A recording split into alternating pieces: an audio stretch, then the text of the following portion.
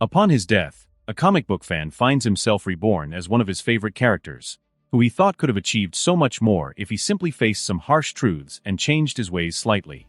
Victor Von Doom / Dr. Doom. Now having become Doom, the man will strive to become what he considers the best possible version of, in his opinion, one of Marvel's greatest characters, turning the world on its head and crushing anyone who stands in his way. For nothing will hinder the path of Doom. What's up, ladies and gentlemen? Omni-sensei here with What If I Was Reborn in Marvel as Dr. Doom? Part 1. If you enjoy this type of content, please, if you see the like button, gently sledgehammer him. Subscribe to the channel if you haven't already done so. Remember to check out the original story linked in the description. Without further ado, let's get into the rise of the bringer of doom.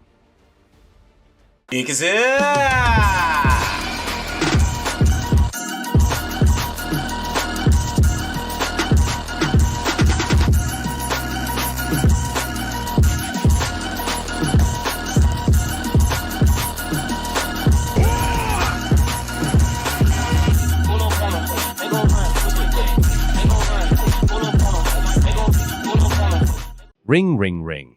Hearing the familiar ring of my phone alarm, I slowly but surely opened my eyes. I then reached for my phone, lying on my nightstand, and then turned off the alarm. After I did, I rubbed the sleep out of my eyes before taking a look at the time, which upon doing so I felt a cold sweat start to run down my entire body.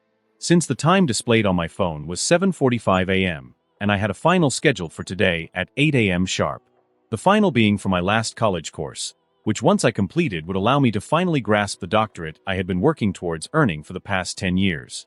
From long hours of studying, to fighting to drag my butt out of bed and attend classes virtually during the COVID pandemic. All of that work was finally about to pay off. But now it might all be ruined. All since I couldn't set my alarm for the proper goddamn time. Because the teacher in charge of this final class I need to pass is a complete and utter hard ass. If you're even 1 minute late to class, she'll slam the door in your face and fail you without any hesitation. No questions asked. That's why I, and several other students, always arrived 10 minutes early to all her classes. It also might have something to do with the professor in charge being a hot MILF, but that's a matter there is no time to discuss. Right now, I need to move. Jumping out of my bed, I quickly got dressed, gathered any and all materials I needed in my backpack, and then rushed out of my apartment like a madman, focusing on making it to campus and reaching Professor Victoria's classroom before the exam began. The former going to be the easy part, since my apartment is only a 5-minute walk from the campus. Stepping onto the university grounds, I picked up the pace of my running speed even further, ignoring the screaming in my legs and the pain in my chest as I did. Since this final was a big make or break moment for me, and nothing was going to keep me from getting my moment. As I continued running, I slipped my phone out of my pocket and took a quick look at the time, to see how much I had left. When I did, it read 7:55. Shit! I exclaimed. Only 5 minutes left before the final begins, and I am locked out and get a big fat F on it. Realizing this, I slipped my phone back into my pocket. I then changed my running direction for a section of the university blocked off with yellow tape, for it was under construction, which is why no one was allowed to enter that section of the university. But I am going to do so, since it will allow me to reach my destination in time. I'll deal with the aftermath of the situation later. Right now, I have a test to pass. Reaching the yellow tape, I jumped over and entered the construction zone. I then started weaving through it, heading towards my destination, laying my eyes on it after only a minute of running through the construction zone. Yes, I exclaimed, putting a smile on my face, for I feel I'm going to make it. Though right after I did, I heard someone shout at me, "Hey, look out!" Turning my head in the direction of the shout, which came from above me, I looked up, just in time to see several large metal beams falling and closing in on my location. Then before I even had time to process what I was seeing, or get out of the way of the beams, I suddenly found myself on the ground. The pile of beams atop me. As unimaginable pain assaulted every part of my body, and my vision started fading, all I could think was one thing.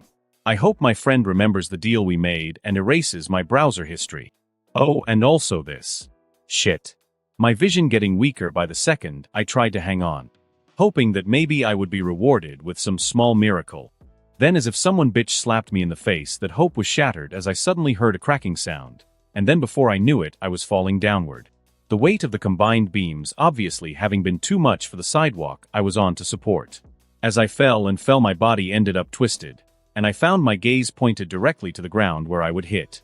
Naturally, I wanted to close my eyes, since I didn't want what was about to happen. But my eyes didn't listen to me and instead stayed open. Them, and the rest of my body no longer under my control. So with that I resigned myself to my impending fate. However, in the next second everything changed. Since just before I hit the ground a giant black vortex opened up on the spot where I was going to land and swallowed me whole, leading to me finding myself falling through a black void of utter darkness that was suddenly illuminated by an overpowering light, one that washed over everything, including me. I muttered, slowly but surely opening my eyes, which a second later I realized shouldn't have been possible, considering what I just went through. Unless it was all a dream? As I contemplated this, I suddenly found my mind assaulted by pain. Bringing my hands up to it, I held it and ground my teeth, working to endure the pain, as well as flashes of images inside of my very mind. Though as quickly as both the pain and images began, they stopped. Once they both did, I felt at peace, since I understood exactly what had happened to me. What happened was not some dream, or even a hallucination. I actually experienced that accident, and in the process lost my life, only to immediately find myself with a new one. Since those images that just flashed through my mind were not simply images. No, they were memories. The memories of the person I now was, which was none other than one of comics' greatest minds, and one of Marvel's most dangerous individuals ever, Victor Von Doom, who also goes by another name, Dr. Doom. A man who was one of my favorite comic book characters ever, despite the fact most of the time he was portrayed as a villain. Though I always thought of Doom as more of an anti-hero, considering he did save the world and multiverse several times. Now I am that man. I am Doom. Upon realizing this, it brought a smile to my face. For now I shall become the greatest Doom there ever was. Yes. It is time for Doom to rise. Doom. I am Victor Von Doom, aka Dr. Doom. Honestly, I still believe this to be true, yet I know it is a contradiction, of course, but one not easily rectified. Yet if I am to live, survive, and thrive in this new reality I now find myself in, then I must rectify my feelings concerning this matter, and fast. Otherwise they could lead to failures, which I cannot afford. Especially with all the plans and ideas I am currently creating in my mind, and will implement when I have the first opportunity. So on that note, I inhaled and exhaled several times, using the breathing to center my thoughts and emotions. Then once I did so, I began organizing the former while immersing myself in the latter. After close to 20 minutes of performing this activity, I felt I had rectified any doubts I previously had. Now I have no issues in regards to the fact I am now Doom. So, on to the next thing. Getting out of my bed. Since the original Victor was sleeping when the merging of our souls took place, I headed for the bathroom, since I had business to take care of there. Easily finding my way thanks to my new memories, courtesy of the original Victor, I entered the bathroom and then handled all business I needed to attend to inside of it. Once this was done, I returned to my bedroom and dressed for the day. I then headed for the kitchen to make myself a hearty breakfast, since I had many tasks I wanted to complete before the day was over with, and I needed the energy to complete them. Finishing up my bacon, eggs, pancakes, toast, and orange juice, I cleaned up the kitchen and then headed straight for my living room. Upon arriving, I took a seat on the couch and then clasped my hands together, before fully diving into my new memories, so I could assess my current circumstances and then make moves to execute based upon them. As I sorted and examined my new memories, I learned several things. First, currently I am 22 years old. My birthday being December 21st. The year of my birth having been 1980. That brings me to the second bit of information. The current year, which is 2002. Third, I have just graduated from the Massachusetts Institute of Technology with 3 PhDs to my name. The first being in materials science and engineering. The second being in physics. While my third and final PhD is in chemical engineering. Nice. Now I don't feel bitter about not earning my doctorate in my previous life, since having PhDs and being an official doctor here, with all the privileges and rights it allows me, more than makes up for it. Fourth, I know magic. Well, currently I am no master of the mystic's arts, but I do know several spells. All thanks to the books left behind to the original Victor, known to me by my mother, the Romani sorcerer's Cynthia von Doom. As I recalled memories of her, I felt several emotions from both happiness and love to sadness. The same in regards to my father, Werner von Doom, both of whom seem to have met their ends in the exact same way they did in the Earth 616 universe. Despite the fact that is not the Marvel universe I inhabit.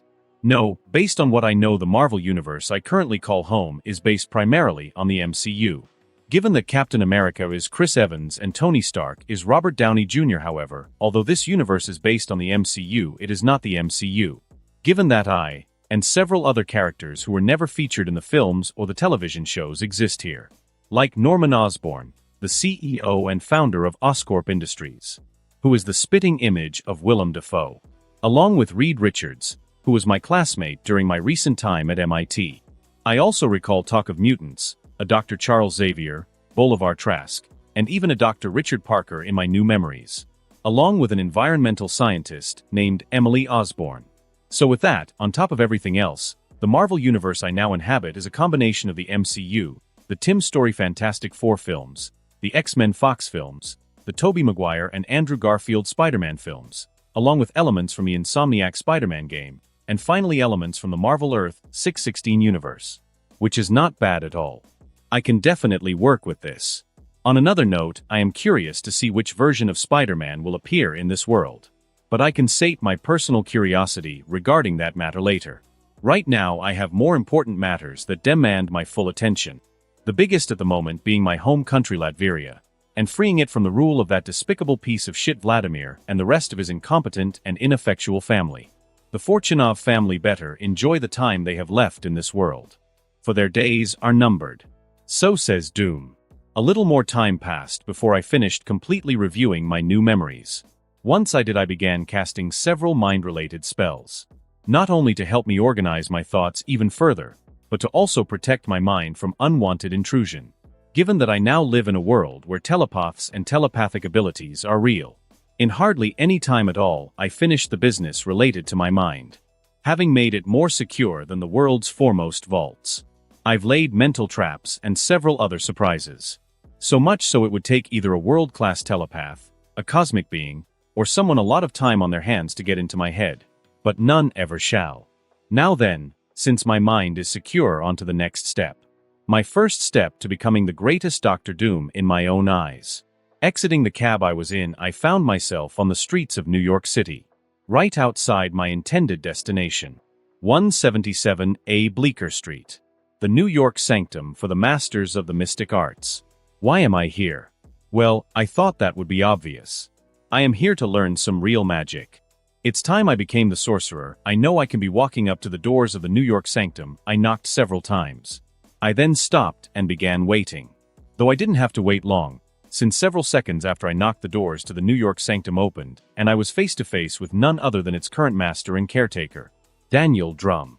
Looking at me, Drum attempted to be intimidating and said nothing as he scanned me with his gaze. But to me his intimidation was nothing. Ignoring it, I stared right back at him, not flinching even once, since it would be unbecoming of a future ruler to flinch from just this much. No, it will take a whole lot more to get a reaction out of me. Soon Master Drum finished looking me over. Then once he did, he spoke up. "How may I assist you, young man?" He asked me. "I have come here seeking knowledge and guidance in relation to the mystic arts. And for the record, sir, my name is Victor Werner von Doom." "A pleasure to meet you," I said. Drum getting a small look of shock on his face, which he quickly covered. But not fast enough. For even though that expression he wore only lasted for a second, I saw it, making me smile internally. "I see," Drum replied. "Well then, Victor, please come in," he said. So I did exactly that. I entered into the New York sanctum, Drum closing the doors behind me immediately after. Once he did, he guided me to a room where he asked me to wait. So I sat down and began doing so. Then not even 10 minutes passed before the doors to the room I was in opened once more, and in strolled Earth's current Sorcerer Supreme. The Ancient One. The female version from the MCU, to be clear. Insert image of MCU Ancient One here, who I honestly prefer over the male version from the comics. A smile on her face, the Ancient One took a seat in one of the open chairs directly across from me, at the table where I was seated, the doors to the room closing on their own immediately after she did, though I knew it was thanks to magic. "Mr. Doom, a pleasure to meet you," the Ancient One spoke. "Yes, thank you, Ancient One," I said, though me using her title/name didn't make the bald female magician even flinch. But considering she's been alive longer than I have in both my lives, I'm not surprised. "So, you know of me?" the Ancient One asked, while using her magic to conjure forth a teapot, 2 teacups, and 2 saucers for said cups on the table in front of us. "I do," I replied, "though not as well as you might think, since my mother only referenced you a few times in her personal journey," I explained, which is not a lie. Turns out in this Marvel universe, Cynthia Von Doom studied at Camartage for a few years in her youth, before returning to her homeland and starting her family. All of which was described in a personal journal of hers that the original Victor of this world read a couple of years ago, which I know thanks to my new memories. In fact, the only lie I just told was how well I know the Ancient One. But there is no way I'm mentioning that. In fact, no one but me will ever know about my previous life. For I am not about to unleash uncontrolled chaos onto this world. A world I seek to make my own. I am not that foolish. "I see. So you are Cynthia's child," she spoke, pouring tea from the pot into one of the cups and then placing it in front of me. "That I am," I replied. I then took a sip of my tea. Delicious," I said. "Why, thank you," the Ancient One replied, pouring herself a cup of tea. "So now that the pleasantries are out of the way, let us get down to the real business, Mr. Doom. Or do you prefer Victor?" "Either one is fine with me," I replied, since unlike the original Doom, I won't nitpick every little detail, or be angered by simple slights. That was one of Doom's biggest faults. It kept him from achieving so many of his plans. But it will most certainly not be my downfall. For this Doom shall grasp all he desires. "All right then, Victor," the Ancient One spoke. "You are quite the interesting individual. I see potential in you to become either one of the greatest forces of good this world has never known, or a man who will cause unimaginable destruction and leave nothing but death in his wake. And now here I am, faced with the decision to either teach you or deny you. So tell me, if you were in my position, what would you do?" "I would trust my feelings. And then the moment I realized they turned out to be wrong, immediately rectify and fix my mistake," I replied, looking the Ancient One in the eyes. She stared right back at me. The two of us then entered a silence. The only sounds in the room, the two of us enjoying our tea for over a minute, before the Ancient One decided to break said silence. "I see," the Ancient One said. "And I understand. So does that mean you and your order will train me?" I asked. "Yes, it does," the Ancient One replied, her words bringing a smile to my face. Since with this, I have now taken my first significant step to becoming the Doom I envision myself being. And it feels good. After the Ancient One accepted me as a trainee of the Order, the two of us made small talk as we finished up our tea. The main topic of conversation being about my current knowledge in regards to magic and the mystic arts in general. Which is not much. I only know the basics. That's why I came to the Order in the first place. Other than that, we talked about my childhood, and the Ancient One even told me some stories about my mother in her youth. Stories which made my heart elate with joy. It also hardened my resolve to save my mother's soul from that bastard Mephisto. Though I know that is a task easier said than done. Mephisto is no joke. Based on what I know, he's on the same level of power as Dormammu, give or take. That means I'll need to reach the level of Sorcerer Supreme in regards to my magic, before I even attempt to directly confront the Lord of Hell. But since Doom in the comics was a candidate for Earth's Sorcerer Supreme, and reputed to be one of the most powerful mystics on Earth, I know I'll be fine. Still, I am not going to rush. No matter how much I want to. Before I knew it, the Ancient One and I had finished our tea, and our conversation. Once we did, she used magic to clean up our mess. The two of us then left the room we were in and returned to the foyer, where Master Drum was waiting for us. "What is the verdict?" he asked the Ancient One. "I will allow Victor to train with our order," the Ancient One replied. "Understood," Drum replied. He then turned his gaze to me. "Welcome, Victor." "Thank you, Master Drum," I replied. Right after I did, the Ancient One opened up a portal to Kamartaj, which we then both stepped through. Once we did, she closed it. But I paid that no mind as I looked around and took in the beauty of Kamartaj. Since seeing it in real life is entirely different from seeing it on a screen. The movies didn't do this place justice. I take it from your expression this place is to your liking, Victor? The Ancient One asked, a knowing smile on her face. It is, I replied, despite the old woman already knowing the answer I was going to give. But since she is going to be my teacher, I'll play along. Good. I always enjoy it when people enjoy Kamartaj. She spoke. Then after the Ancient One did, a new master approached us. The master in question being my boy Wong. Insert image of MCU Wong here. Well then, Victor, this is where we part for today. The Ancient One spoke. This master will show you to your quarters. Understood. I replied to the Ancient One, who then took her leave. Meanwhile, I turned to face Wong. Victor Von Doom, and you are? Wong. Just Wong. He replied. Understood, just Wong. I said. Wong then led me to my quarters, where I made myself comfortable, in preparation for my journey into the depths of the mystic arts which begins tomorrow. All right. The following morning after my arrival at Kamartaj, I was up bright and early. Then after slipping into my new robes, which color signified me as a novice, which wouldn't last long, I left my quarters and arrived in the courtyard. After which the training shortly began. My group being led by none other than Carl Mordo. Insert image of MCU Mordo here, who I learned, as the class went on, is not a bad teacher in the slightest. In fact, I'd say he's a great teacher, if a little forceful. But since I encountered teachers like Mordo in my previous life, his attitude didn't faze me one bit. Unlike some of my fellow novices who were put off guard by the slightly older master's disposition. Well, they better get used to it. Otherwise, they won't make it in the order. After 2 hours passed out, physical training came to an end. Me having no problems getting through it. Since the original Victor regularly worked out. He even developed a single set of abs. The man knew how to take care of himself. Good on him. Especially with his attributes. Dark brown eyes, slightly curly dark brown hair, and a height of 1.88 meters, 6 feet 2 inches. I am not a vain person, but I have no shame in saying I look good. Means I'll have no troubles with the ladies in the future. Now back to what I was talking about. Our physical training ended. Then once it did, all of us novices headed for the library to train our minds. Since magic requires a key understanding of language. Like when creating a computer program, you need to understand how to write its code.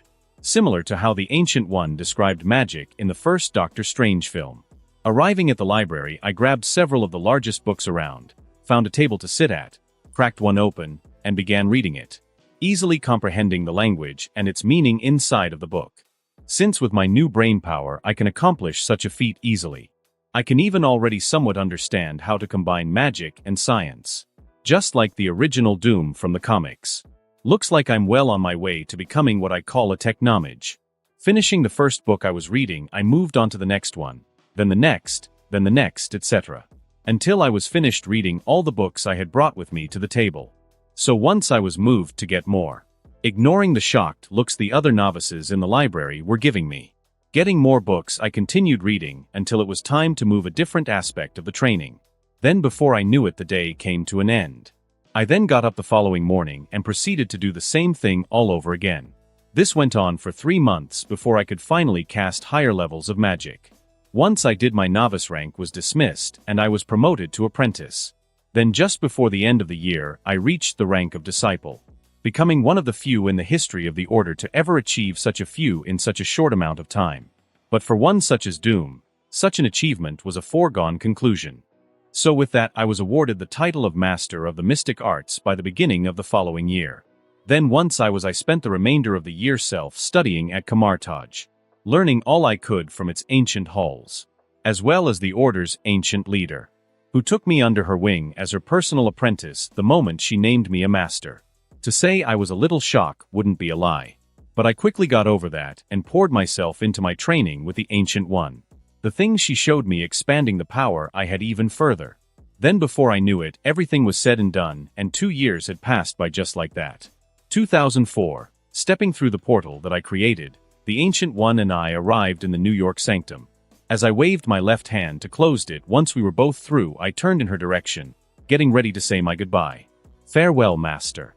And thank you for everything you've done for me and taught me during these past 2 years. I will always be grateful. I spoke, bowing my head slightly to her. You are welcome, Victor. And may I just say it has been a pleasure teaching someone as skilled and naturally gifted in the mystical arts as you. The Ancient One said. It's been a long time since I've felt like this. So thank you in return. She spoke. Right. Well then, I best be on my way. I said. Yes, and I the same. The Ancient One replied. She then opened up a portal back to Kamartaj. Oh, and one more thing. When you think your children are ready, bring them to Kamartaj. Since I'll be happy to instruct them in the ways of magic, seeing as you won't have much time to do that yourself. Her words making my jaw hit the floor. Since I don't have any children, nor do I plan to have any anytime soon. But since the Ancient One is telling me such things, I think that will likely not be the case, given the abilities of the time stone she possesses. However, before I could ask her to explain the words she just spoke to me, she stepped through her portal, and then closed it behind her before I could even get another word in. A classic Ancient One move. I know since I've saw it several times during my training. I also know even if I follow the Ancient One and ask her to explain her words, just now she won't. So instead, I'll just have to take them to heart and face them head-on when the time comes. But really, me with children? I'm not saying I don't want kids. Because I do. Though given my plans for the immediate future, I can't see myself having any. I don't even has a girlfriend or lover right now. Oh well, looks like I'll just have to wait and see where this particular matter is concerned. Resolving myself to do just that, I made my way out of the New York sanctum, in street clothes of course. Since there was no way I was going to walk around in my mystic robes in broad daylight.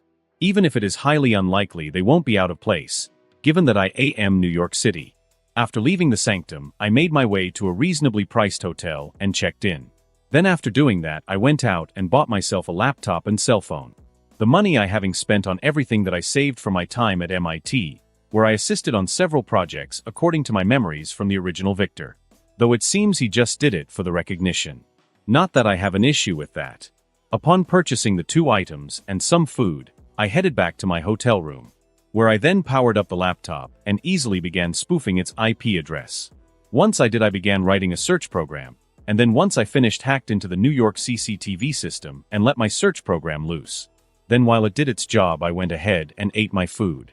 I then began watching television, until my search program finished running its course, which it did an hour later. Having found the person I was looking for. Wilson Fisk, aka Kingpin. Insert image of Wilson Fisk / Kingpin here. As I sat at the desk and looked at his image on the computer screen, I couldn't resist putting a devilish smile on his face. Because soon that fat tub of lard would be dead, and all his riches would belong to Doom.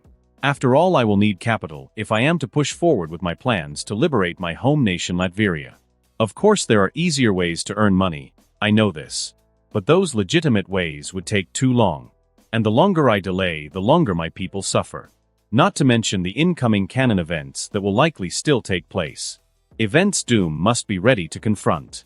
So in the end, using this method is the fastest and most efficient way of achieving all I want. It also has the added bonus of removing an annoying gnat from my sight, as well as save the lives of the numerous innocent people Fisk would ruin in the future should he remain breathing. So in a sense, my actions are for the greater good, along with the good of Doom. I continued using my program to track Fisk's movements for 2 weeks straight, finding out where the fat man lays his shiny bald head at night. Once I did that, I then scouted out the location using the mirror dimension, and then the night of the man's reckoning was upon him. Inside of the mirror dimension, I stood on the street in front of Fisk's current place of residence, ready for battle, as I was wearing one of my slightly darker than black tactical turtlenecks, or my tactilnecks as I like to call them. Cracking my neck from side to side, I psyched myself up. Alright, showtime, I said. I then entered the building. Once I did so, I used my magic to form 2 ice axes, shaped exactly like the Leviathan axe from the God of War video game franchise. For tonight is going to be a slaughter.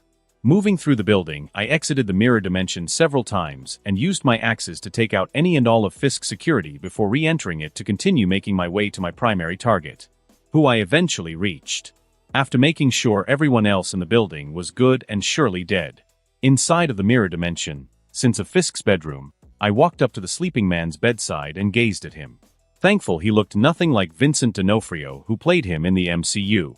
Since it would leave a certain bad taste in my mouth if I had to kill a person who was the spitting image of one of my favorite actors in my previous life. I love the man's performance in Law and Order: Criminal Intent as Gorn. Though even if he did resemble Vincent, that wouldn't stop me from killing him. I'm just saying I would feel slightly bad. But that would not keep Doom from achieving his goal. But on that note, I really hope the Purple Man in this universe doesn't resemble David Tennant. For I certainly wouldn't like to kill my favorite incarnation of the Doctor from Doctor Who. Now back to business. Creating a portal, I exited the mirror dimension. I then took hold of Fisk with my telekinesis, which is magically generated, and lifted him up and out of his bed. I then arranged him in the air as if he was hanging on a cross like man being crucified. When I did this, Fisk woke up and prepared to speak. But not wanting to hear anything out of the man's mouth, I used my telepathy, which I gained also thanks to my magically training, and entered his mind and made sure he didn't speak a word. Then once that was taken care of, I ripped out all of the knowledge I wanted from bald head of his. His feeble attempts at resistance to my telepathic assault futile. For Doom shall always get what he wants in the end. Which I did. All the information surrounding Fisk operations, particularly in regards to his bank accounts. Both legal and illegal. Once I had what I wanted, I raised up both my axes in Fisk direction, and focused the man's eyes on me. Do well and listen, fat man. For I shall do you the honor of allowing you to hear the name of the man who has taken everything from you this night. Including your life. It is Doom. Now enjoy hell, bitch. I spoke. I then used my axes and slice and dice up Wilson Fisk, ending the Kingpin forever. Once I was done doing this, I used my telekinesis to throw Fisk's body parts all across the room. I then summoned forth a spell circle and unleashed a torrent of flames in the room. While walking out, I quickly did the same thing to several other rooms in the rest of the building. I then entered the mirror dimension and watched as the building burned to the ground, becoming Fisk's eternal resting place. Upon seeing my mission was accomplished, I returned to my hotel room and disposed of my clothes and the laptop. I then crawled into bed and got comfortable, a smile on my face. Since I was now a very rich man. New York City, June 2004. My hands clasped behind my back, like Morpheus from the Matrix, I looked out ahead through the window right in front of me, watching as multiple fully automated assembly lines created numerous Doombots for me, and then placed them in the rows of Doombots they had previously created. The robots themselves exact replicas of the ones featured in the Fantastic Four, World's Greatest Heroes television show I watched in my previous life during my childhood. Image here. Just looking at them makes me smile. It also stirs up a fire in my chest. For they are the first piece of the force that will allow me to liberate my homeland Latveria, and help the country itself shine like never before since its inception. But I am still not there yet. Despite the number of robots that have been built and are currently under my command, as well as the now immeasurable finances I have at my disposal thanks to me dispatching the Kingpin and claiming his riches for myself. The time is still not right for me to launch my campaign of liberation. The first and foremost reason being, I still have not built myself armor. For what is Doom without his armor? Now I know I should be building it, but I won't. Not until I hear back on a few things. But in the meantime, I have plenty of other activities to keep me busy, like making useful inventions and placing and selling them on the open market, to give myself legitimacy and clout in both the business and scientific communities, which is going well so far. Since the inventions I have already created and are selling are doing well. The inventions being the following. The first is the incapacitating cartridge emitting railgun or ICER from Agents of S.H.I.E.L.D., which I have recreated and am selling to law enforcement agencies, military, and private security companies all across the globe. While the second is a portable medical scanner that can display a 3D image of person's body and display any injuries they have. The device is being eaten up by first responders such as police, firefighters, and ambulance companies. I also have many more inventions planned, which I wish to distribute to the world. However, the best of what I have will only be for my country and most loyal compatriots. For that is the will of Doom. As the assembly lines finished producing their number of specified Doombots for the day I shut them, and everything else in the factory/warehouse down, I then made sure everything was locked up tight before creating a portal to my temporary home/base of operations. A 3-bedroom apartment on Manhattan's Upper West Side. For a man of Doom's caliber needs living accommodations to match. Closing the portal behind me, I moved to my home office and dealt with any immediate business that couldn't wait. Then once I did that, I prepared to relax. Ring ring ring, only to receive a phone call from an unknown number before I could. But since it was an unknown number, I immediately canceled the call. Ring ring ring, only for the exact same number to call back seconds after I dismissed. Seeing that was the case, I decided to take it. If only to explain to whoever was calling me they had the wrong number. Yes, hello? This is Victor Von Doom speaking. I spoke. Victor. So, this is the right number for you. A female voice said. One which my memories from the original Victor told me belonged to none other than Susan Storm, the future invisible woman, and the woman who I always thought deserved better than Reed Richards in my previous life. Which now, maybe I can make happen. Susan Storm. Is that you? I asked. Despite already knowing for sure. Man, I haven't heard from you since graduation. I spoke. Since Susan attended MIT with both Reed and Victor, where she earned her own PhD in biological engineering, making her a woman with both looks and smarts. How have you been? I asked. Well, Susan replied. That's good to hear. I said. So, Susan, how can I help you? Well, it's not me actually, it's Reed. Susan said, which instantly made a frown form on my face. Since even without the memories this universe's original Victor had with Reed Richards, even in my past life, he was not my favorite person. I see. And what does Richards need from me? I asked. For that matter, why doesn't he call me and speak to me himself? To answer your second question first, Reed wasn't sure you would take any of his calls. And even if you did, he wasn't sure you would truly listen to anything he had to say. Susan explained. Oh, so Reed does know how to use that organ we call a brain. I retorted. Victor. Susan said. All right. Continue. I spoke. Good. Now then, to answer your first question, Reed has a proposal he wants to run by you. One that he is hoping you might fund, given your recent success and cash flow. Susan explained. I see. So Reed wishes to use my as a piggy bank. I flatly replied. It's not like that, Victor, truly. Please, if you just hear him out, I'm sure you won't be disappointed. Sue said. You know, for a guy you broke up with, you're going awfully far for Richard. Susan. I said. Since the two of them have already dated and broken up. Their breakup having taken place during our final year at MIT. Yeah, I know, Victor. I am. But this isn't about Reed and I. It's about his project, which actually has several merits that could alter the scientific community's way of thinking for generations to come. Sue passionately spoke. So, will you at least hear him out? Normally I would say no, but since it's you asking, I will. I replied. Thank you, Victor. Sue said. No problem.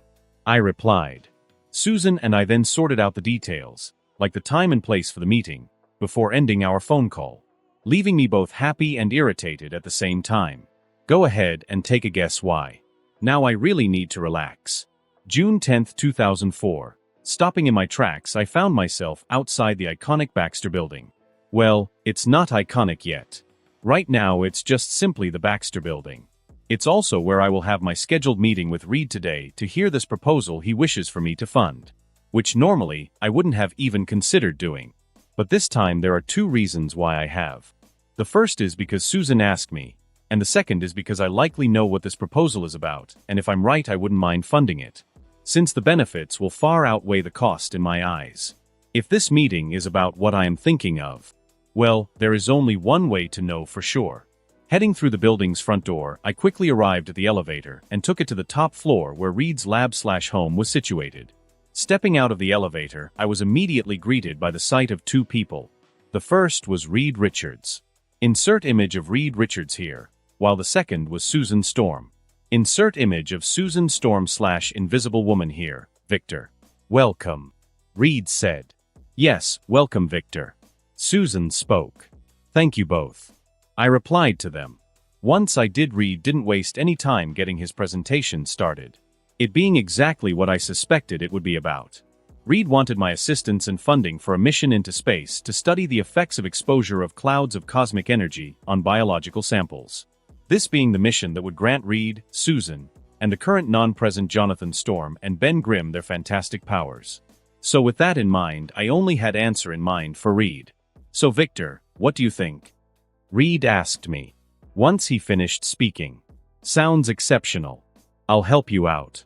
I spoke, grinning internally, because this would lead to me gaining some superpowered allies, as well as a possible superpowered future queen, since Doom will not allow just any women to stand by his side.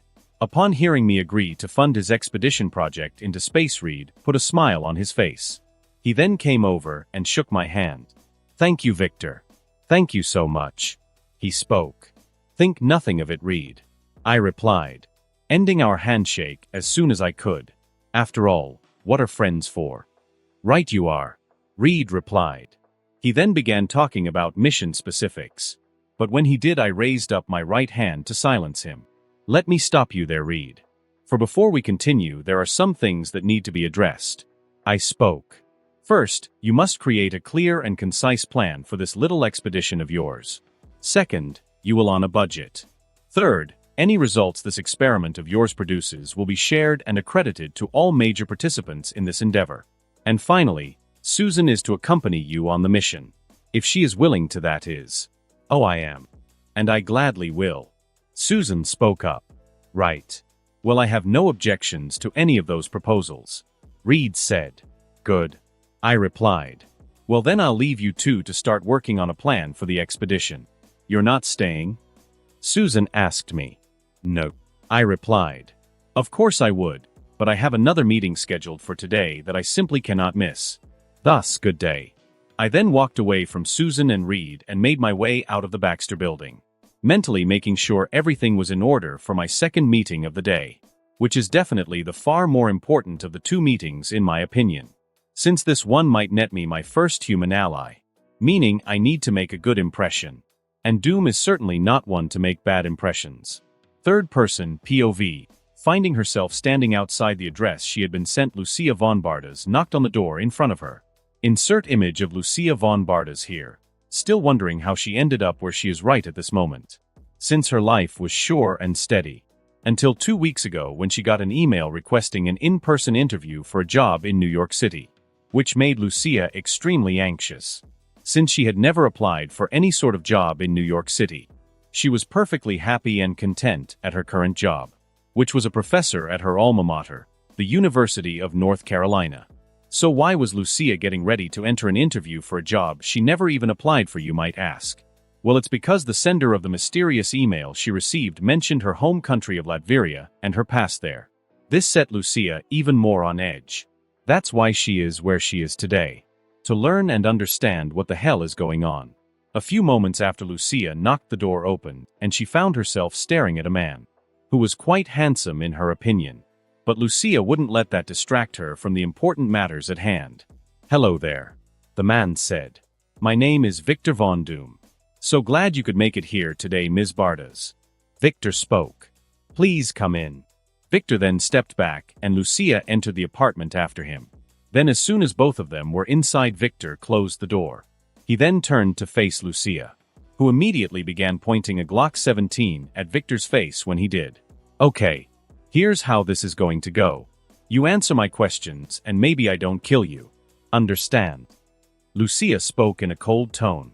Yet Victor didn't even flinch from her words, nor the situation he has found himself in. Instead, he maintained a calm expression on his face while looking Lucia in the eyes. Hey, didn't you hear me?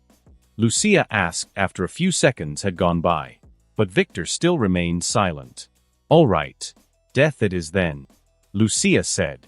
However, before she could pull the trigger, figure rushed her from behind and easily restrained her, removing the Glock 17 from her grasp. The figure in question being one of Victor's fully operational Doombots. Damn it, let me go, Lucia shouted, struggling to break free from the grasp of the Doombot. But her efforts produced no results. You need to stop struggling, since it's pointless, Victor spoke, earning Lucia gaze on him. Pending down, he picked up the Glock and instantly dislodged the magazine clip, while also making sure to get rid of the bullet in the chamber by cocking it. You're never going to be able to break free of my Doombot's grasp. Also, don't brother calling for help. For the moment you entered this apartment, signal jammers and white noise generation machines have been active, Victor explained. I see, Lucia replied. Well, in that case, then just ahead and get it over with already. Put me out of my misery. Now why would I do that when I'm looking to hire you, Ms. Bardas? Victor asked her, making Lucia gain a confused expression on her face. You really want to hire me? Lucia asked. Victor nodded his head. I do. Your record is quite impeccable. Lucia von Bardas. Currently 28 years old. Born in Latveria, and came to the United States on a student visa at only 16. Graduated top of your class from the University of North Carolina with a PhD in political science in only 3 years. You had offers not only to work for the United Nations, but also the U.S. State Department. Yet you turned them all down to teach at your college. Admiral. But we both know that's not the full story. He said. Your parents were political activists working to change Latveria from within. However, the current regime didn't like that one bit, so your parents were killed. Shortly after your 13th birthday, I might add. Once this happened, you joined the underground Latverian resistance, learning combat skills and weaponry management. Then you had the idea to come to the US, but only to further the cause of the Latverian resistance. Since you use your connections to send supplies such as weapons, food, and medicine to your comrades fighting in the homeland. A/N. Since the official Marvel Wiki doesn't have much in regards to Lucia's background, I made one up for her for the purposes of this story. Hearing Victor speak, Lucia couldn't help but get a shocked expression on her face. She also felt incredibly scared. For the man before her was speaking of her entire life like it was nothing at all. As Victor finished speaking, Lucia then decided to speak once more. Who are you? Lucia shakily asked. As I said earlier, my name is Victor von Doom. But my full name is Victor Werner von Doom. Like you, I am from Latveria. And like you and the resistance, I want to see our country free from its tyrannical and incompetent regime. Victor explained. And I would like you to work with me to see that happen, Lucia. Amongst other things. But those can be discussed at a later date. After our homeland is safe and secure. He spoke. And you think you can do that? Lucia questioned, snorting afterwards.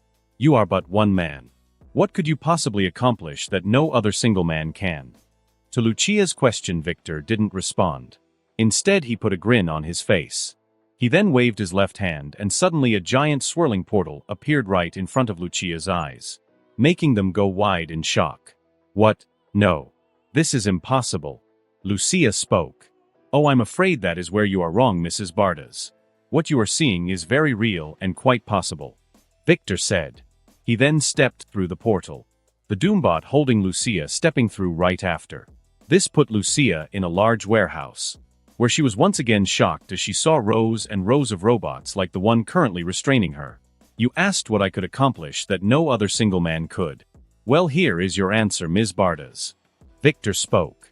Gaze upon the work of Doom. He said. This in turn caused Lucia to turn her head and look at Victor, who now looked totally different in her eyes. From the way he stood, to the way he spoke. Lucia found herself not only looking at a man, but a leader, no a ruler. Yet she has to be sure. Victor, what do you plan to do after removing the current regime in Latveria? Lucia asked. Victor smirked at her in response. Why, I would have thought that obvious, Ms. Bardas. Doom shall lead. He spoke with authority, finally cementing Lucia's thoughts in regards to Victor. I see. Lucia replied. In that case, is your job offer still on the table? She asked. It's the reason I called you here in the first place. So yes. Victor replied. Good. Then I accept. Lucia spoke. Excellent. Victor said. He then raised his left hand and the Doombot restraining Lucia let her go. Once this happened, she extended her left hand in Victor's direction and he took it with own, shaking it. You have made a wise choice today, and I promise it will not be one you regret. Victor spoke. Delighted he had just made his first human ally. The first of many he hoped. Victor, POV. Once Lucia and I finished shaking hands, we moved into the office. After doing so, I gave her a contract to sign. A very special one. The contract itself being magical in nature, which will erase any and all of Lucia's memories in regards to me and my activities should she decide to ever betray me in any form or fashion. Because while I do want her as an ally, I am not foolish enough to blindly trust her. No, Doom is not a fool. Not protesting one bit when I handed her the contract, Lucia looked it over and then signed it. The two of us then discussed a few more things before I opened a portal back to my apartment, and the two of us returned to it. Once I did Lucia, and I exchanged farewells, and she left. After this happened, I decided to make myself some dinner, and then celebrate by binge-watching Star Trek, the original series. Since it exists in this reality. Which is a blessing to all who live here if you ask me. 2 weeks after Lucia signed her employment/failsafe magical contract and agreed to work with me, she permanently moved to New York. Having taken care of any outstanding business she had to attend to in North Carolina. Once she did, I immediately put her to work, turning her into my own version of Pepper Potts. But more than that, I began working to earn Lucia's utmost trust in earnest. Since unlike the original Doom, I am not arrogant enough to think I am handle everything on my own. Nor will I see those I surround myself with as simply a means to an end. For the most part. No, I want true allies. But I know to gain those things I have to work for them. Which is fine by me. For Doom is not afraid of a little hard work. So with that in mind I began. Noticing slow but steady results as the months began to pass. The year turning into 2005 before I knew it. My personal plans proceeding on schedule, I turned my attention to another important matter. Making sure the Fantastic Four were born.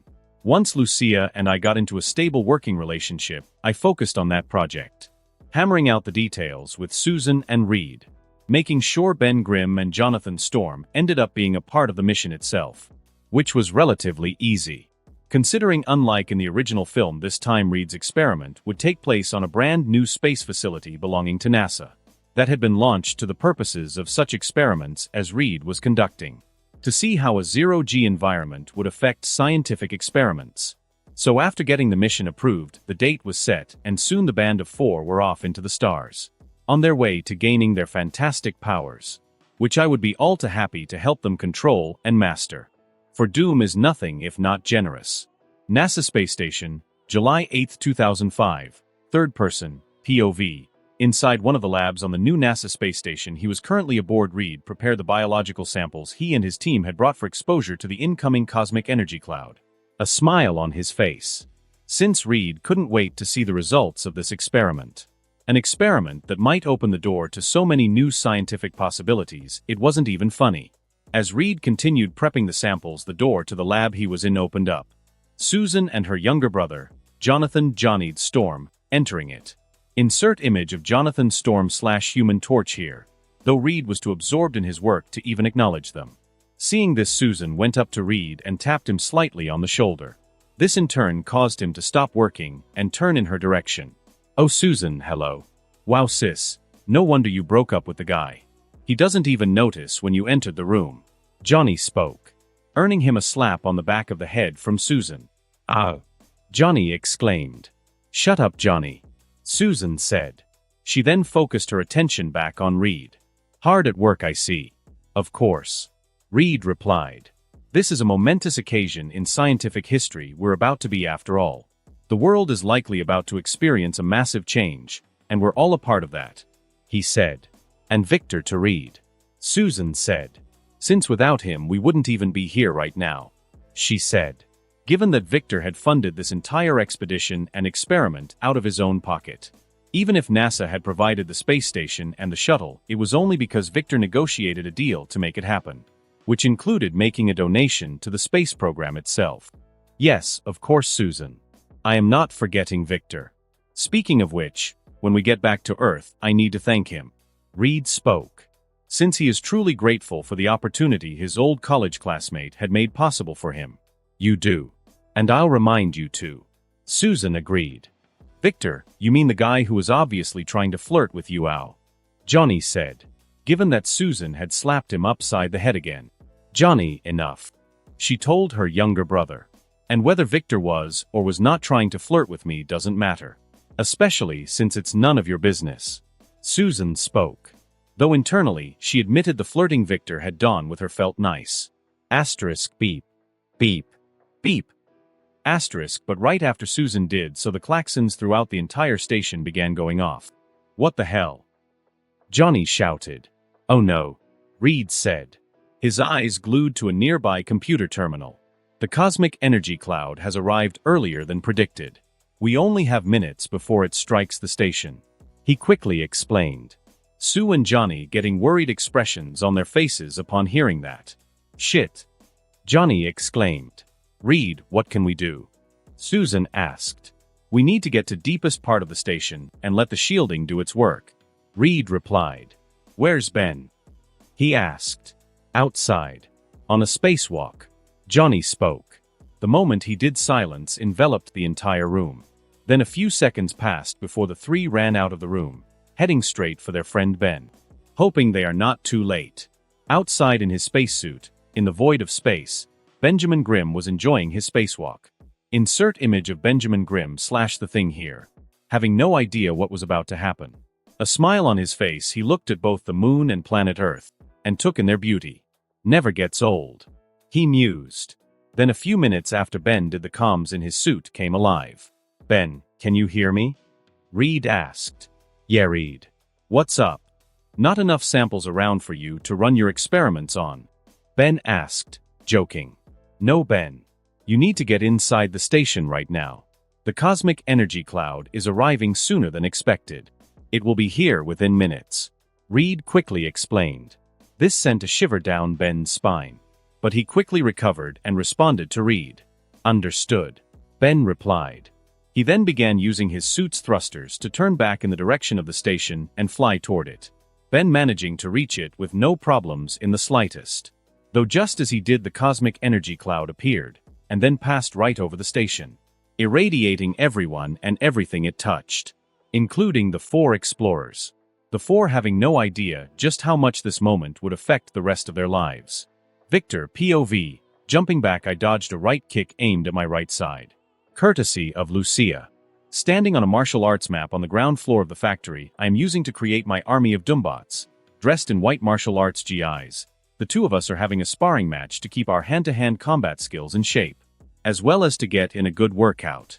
Seeing an opening, I rushed in and threw several jabs in Lucia's direction. But using her palms, she expertly deflected each and every one of my attacks. Though given she is proficient, and holds several black belts, in various forms of martial arts, her actions don't surprise me. Especially since sparring like this has become a regular thing for the two of us. We do it at least once a week now, which I very much enjoy. Understanding my attacks were having no effect, I backed off. But immediately after I did so, Lucia rushed in and came at me with a high left kick, aimed at my head. Bringing my left arm up, I blocked it. I then quickly wrapped my left arm around Lucia's leg and pulled her forward, taking the two of us down to the ground. I then moved to put her leg in a lock, only for her to slip free at the last second and then come at me with a right leg axe kick. Rolling out of the way of her attack, I too jumped back up to my feet, just in time to take a right punch to the gut, then a left knee to the chin, which put me on my rear and then back again all too quickly. "It's your win," I spoke. Lucia having won our sparring match today. Since per the rules we set in place, if you get your opponent fully on their back 5 times, then you claim victory. "And you've been practicing, haven't you?" I asked, standing to my feet. "Well, how else will I break and then overtake your winning streak in our sparring sessions?" Lucia replied. "Find ways to distract me," I retorted. "A tall order. Since I don't think much would distract a man of your caliber, Victor. Well, as you just pointed out, I am a man. And like most other men, there is one thing even I would be distracted by," I said, my gaze traveling from Lucia's sweat-covered neck to her rising and falling chest. Her martial arts GI leaving hardly anything to my imagination. Though that type of distraction will only work on me when certain women apply it. "I see," Lucia replied. She then stepped closer to me and gave me a better view of her goodies, a smile on her face. "So, do I fall into that category?" she asked. "What do you think?" I asked, turning to fully face her and push our chests slightly together, the two of us ending up feeling each other's breathe on our faces. We stayed like that for several seconds before I decided to step back and break contact. "Well, as usual, thanks for a great workout," I said, a smile on my face. "Sure," Lucia replied. "The same to you. And just so you know, I'm up for it any time, and in any fashion or form you choose," she spoke, licking her lips after she did. "I'll remember that," I replied. "So, what's on the agenda for today?" "Nothing of true importance except for one matter." "Which would be?" The one known as Clow has finally responded to your request for meeting. Lucia spoke, bringing a smile to my face. Since right after I got my hands on the Kingpin's vast fortune, I began putting out feelers to set up a meeting with Clow, though the bastard never responded at all last year. But now that he has, I can finally get my hands on vibranium, the key component I have been trying to get my hands on to begin building my battle armor. Though doing so with my current capabilities is not an easy task, especially since I don't know the exact location of Wakanda. But even if I did as I am currently going, there would be too much of a risk. However, shortly that risk will disappear entirely, and when it does I shall deal with Wakanda and its people. For none shall be allowed to so blatantly defy the will of doom. No one. On another note, I'm also trying to get my hands on adamantium, but that stuff is even more scarce than vibranium. Plus I currently don't have time to deal with the people who I know have access to it. Meaning that metal will have to wait. Just like with URU. Which won't be available until the Prince of Thunder arrives here on Earth in another few years. Excellent. Set it up. And make it for as soon as possible. I instructed. Of course, Victor. Lucia replied. Once she did, we cleaned up from our sparring session. I then created a portal and took her back home to her apartment, before creating another one and heading home myself. Upon arrival I showered and then had a meal. Then immediately after I did so I received a call from an official at NASA, who explained to me the station Susan and the others were one had been hit by the cosmic energy cloud several hours ago. Not only that, but she and the others on board were directly hit and irradiated. The four of them having only just re-established contact and called for assistance. As the explanation went on, I simply listened, showing my concern for their situation. Then once the official finished filling me in on the details, we ended our call. A devilish grin forming on my face afterwards. For now the Fantastic Four are in play, and I will not let such an opportunity slip through my fingers. Because Doom is just that good. July 15, 2005. Standing outside the Baxter building, I saw two cabs pull up and Susan and the others get out of them. All four of them sporting haggard expression on their faces. Not that I can blame them. Since for the past week, after their failed mission in and rescue from space, they've been detained at a NASA Kennedy Space Center facility down in Florida, where they launched the mission from, being questioned by government officials, and going through a battery of tests to determine how the cosmic radiation affected them. How do I know this, you ask? Why, I simply hacked into NASA and used my magical abilities to place several bugs and listening devices all throughout the facility down there. You know, nothing much. Now as for why the four of them are back in New York, and not still detained at the government facility down in Florida due to their powers, it's because the tests the government ran all came back negative. Simply put, they couldn't detect the Four's powers. But given the level of government equipment, I'm not surprised. Especially the equipment of a civilian agency, and not one like S.H.I.E.L.D., which happens to be a public organization in this Marvel reality, just like it was in the mainstream comics. Though from what I've been able to find out, it was founded the exact same way it was in the MCU. Moving on. As the four of them reached me, I spoke. Well, you all look like shit. Thank you, Victor. But we know. Susan replied. Of course you do. I said. But on a serious note, how are you all doing after everything that's happened? How do you think we're doing, man? Johnny sarcastically asked me. Johnny, not now. Susan told her brother. And don't take your anger out on Victor. No, Susan. It's fine. Given what's happened, I completely understand why Jonathan is angry. If I were in his position, I would feel the same. I spoke. Thanks, man. Johnny said to me. Think nothing of it. I said. So now that you all are back, what are going to do now? We're all going to stay here at Reed's place for a while, since he wants to run some tests of his own on us. Ben explained, as if NASA already didn't do enough of those this past week. He grumbled. Ben, my tests will be completely different, and look for things NASA likely missed or simply dismissed. Reed told his best friend. I know, Reed, I do. It's just... Yeah, I understand, Ben. Truly, I do. Reed replied. He then looked in my direction. Victor, listen. About the mission dash, Reed, you needn't say anything more. I spoke, cutting him off. What happened was a freak accident, and nothing you could have done could have prevented it. Sometimes bad shit just happens. But dwelling on it won't change what's already occurred. The best thing to do after an event like this, in my opinion, is learn to accept it and move forward. Right. Reed replied. Thank you, Victor. Sure. I replied. Well then, if you'll excuse me, I'll take my leave. I said. I then left the four as they entered the Baxter building. Returning home, I did some work, and then settled down for the night. That is until I received a frantic phone call from Susan at 1 a.m. in the morning. Victor, I need you come to the Baxter building immediately. Please, it's an emergency. She rapidly spoke. Susan slowed down. What's happening? I asked. Despite the fact I already likely knew. Things are weird. Johnny can become on fire. Reed can stretch. Ben is. Victor, just please come. Sue begged. It'll be all right, Susan. There's no need to cry. I'm on my way. I said. Thank you, Victor, thank you. Susan said. Anytime, my dear. I replied. We then ended our phone call.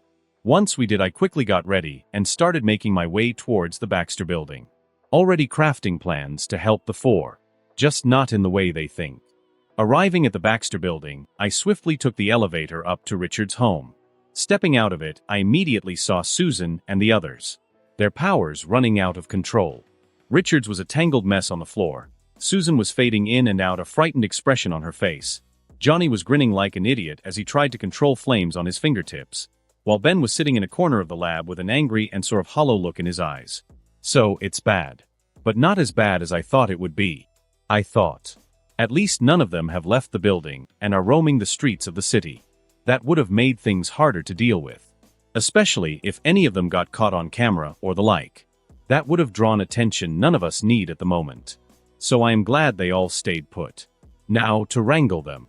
Oh, and on a quick note, Johnny thankfully looks nothing like Chris Evans. Good. That would have made things really strange when Roger appears in the future. But back to the matter at hand. Hello. I spoke, drawing everyone's attention to me. Victor, what are you doing here? Reed asked, his mouth wide open and elongated as he did. Yet the words he was speaking still came out clear as day, making it both cool and disgusting at the same time. Susan called me and asked me to come over right away. I quickly explained. And now I can see why. Looks like that cloud of cosmic energy did affect you all. You can say that again. It turned us into monsters. Ben shouted in rage. When he did, I looked directly at him. Monsters, Mr. Grimm. How wrong you are. I see no monsters here. Only those who do not yet know how to control the power they have now come to possess. I said. Now then, everyone clear your minds and concentrate. Reed, picture your body the way it was before. Susan, picture yourself solid. Jonathan, picture yourself not ablaze or aflame in any manner. And Mr. Grimm, calm yourself. Lest you break the others' concentration. I spoke. Hey, who are you to be giving us orders? Johnny asked. Jonathan Storm, just shut the hell up for once in your life and listen. Susan shouted, making Johnny cower slightly. Yes, sis. Johnny replied. After he did, he began following my instructions. So did everyone else. That's why within 5 minutes Reed, Susan, and Johnny were all back to their normal appearances. Good work, all of you. Now, keep focusing. For letting up for even a moment will make your powers got out of control once again. I explained to them. They nodded their heads. All except for Ben, of course. But now that the others were taken care of for a moment, I could focus my attention on him. Walking over to the man, I summoned several spell circles in the air around him, that began to analyze his body. Ignoring the shocked expression Ben gave me after I did. Victor, what in the dash? Quiet, Richards. I interrupted Reed.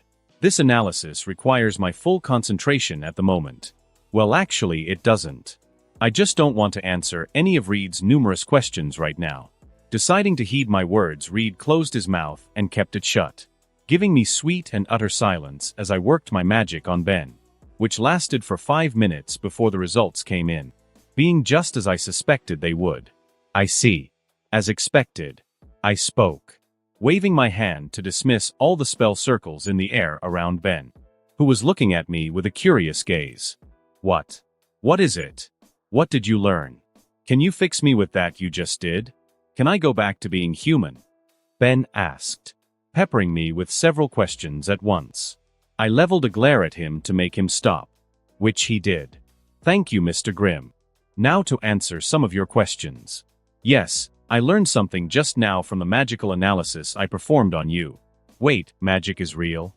Johnny asked out, only to earn himself a slap on the back of the head by Susan.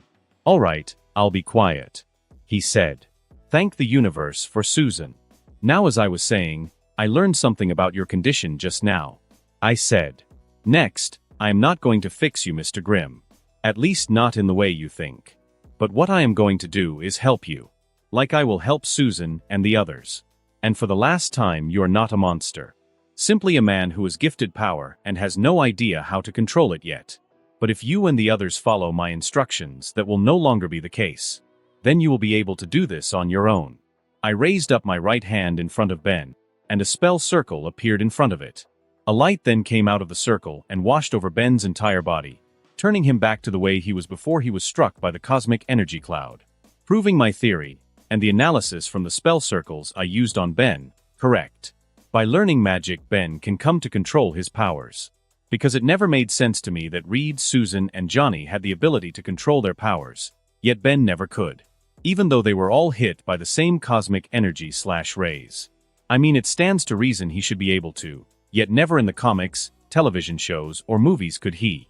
As such, I decided to do a magical analysis on Ben to see if it could help. Given that it was energy that triggered his transformation, and magic is basically all about manipulating energies, I deduced it may be able to help Ben control his powers. Looks like I was right. Score another one for Doom. Whoa! Johnny exclaimed. Susan and Reed joining in immediately afterwards, while Ben simply touched himself, with a smile of utter delight on his face. Wait. That came out wrong. I'm back, Ben said. Yes and no, I said. For what I just did is only temporary. Then no sooner than I spoke did Ben revert back to his thing form, as I'm calling it from now on. What no? He shouted. Ben then looked at me desperately. Victor, Mr. Doom, whatever. Do what you just did again and make me look normal, please. He begged. As I just told you, Mr. Grimm, what I just did is only temporary. And if I did it again, the same thing would simply happen. However, if you did it yourself, then things would be very different. You would be able to change forms at will. I explained.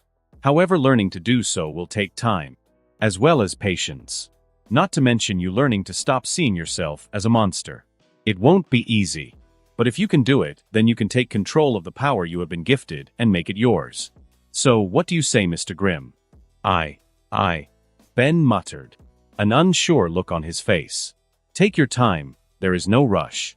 I told him. When you have come to a decision, let me know. I spoke. Now then, as for the rest of you. I turned to face them. Unlike Mr. Grimm, you can control abilities much easier. Meaning your training to fully gain control over your powers starts now. Wait a moment, Victor. Reed said. While I appreciate you helping us out, and what you're doing for Ben, there are still things we need to work out and discuss. Such as if these powers are a danger to us, what other side effects might present themselves if we continue to keep and use them. Not to mention if any of us even want to keep these powers in the first place. Speak for yourself, Reed. I'm not giving these powers up, and no one can make me. Johnny said, giving Susan a look. Not even you, sis. I'm not budging on this no matter what you say. Even if your powers cost you your life, Johnny? Susan asked. Okay, if they are bad for me, I'll give them up. But only if. Otherwise, I'm keeping them. Johnny replied. Fine. Susan retorted. She then turned to look at me. And Victor, I truly appreciate the help you've given us tonight, but Reed is correct. I never said he wasn't. I spoke. But the fact still remains, all of you need to learn control. Unless you want to lose control of your abilities out in public and risk injuring yourselves and others. Because from what I saw when I first arrived, that would be a very likely scenario as you all are right now. Especially for you, Jonathan. Given that your abilities are flame and heat-based. So like I said a moment ago, training starts now. Unless anyone wants to make any other objections. To my question, no one spoke up. Good. Then let us begin. I said. Thus I began teaching the F4 how to use their powers. Planting some of my seeds in their hearts that I hope would grow and bear fruit. July 18, 2005.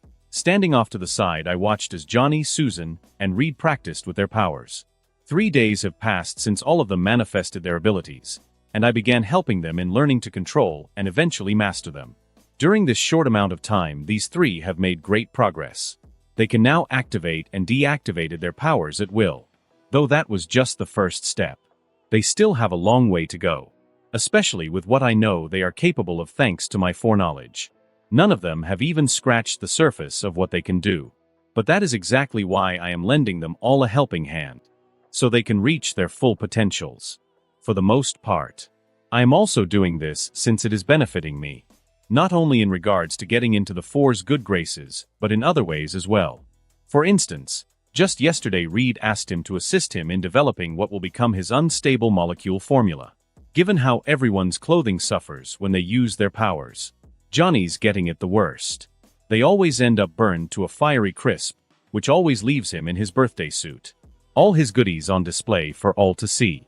Let's just say that is one image I will definitely be erasing from my mind when I have the chance.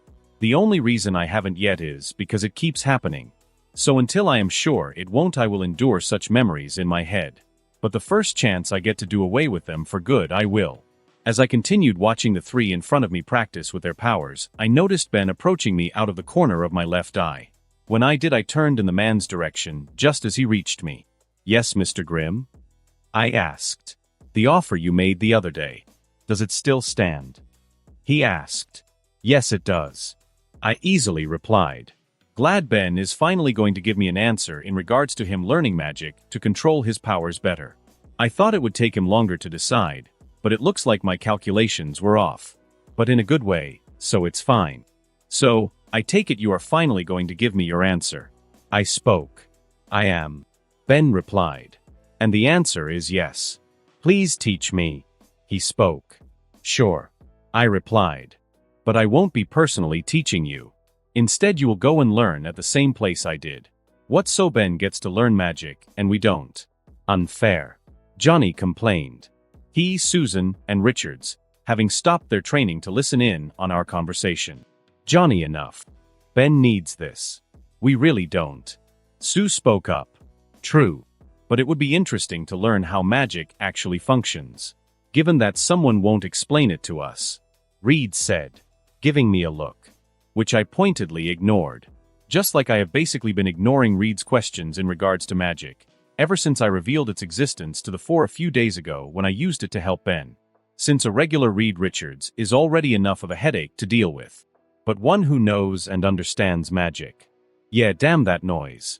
Doom will not be responsible for unleashing such an abomination into existence. As I have told you before, Reed magic is complex, and requires your complete attention and focus.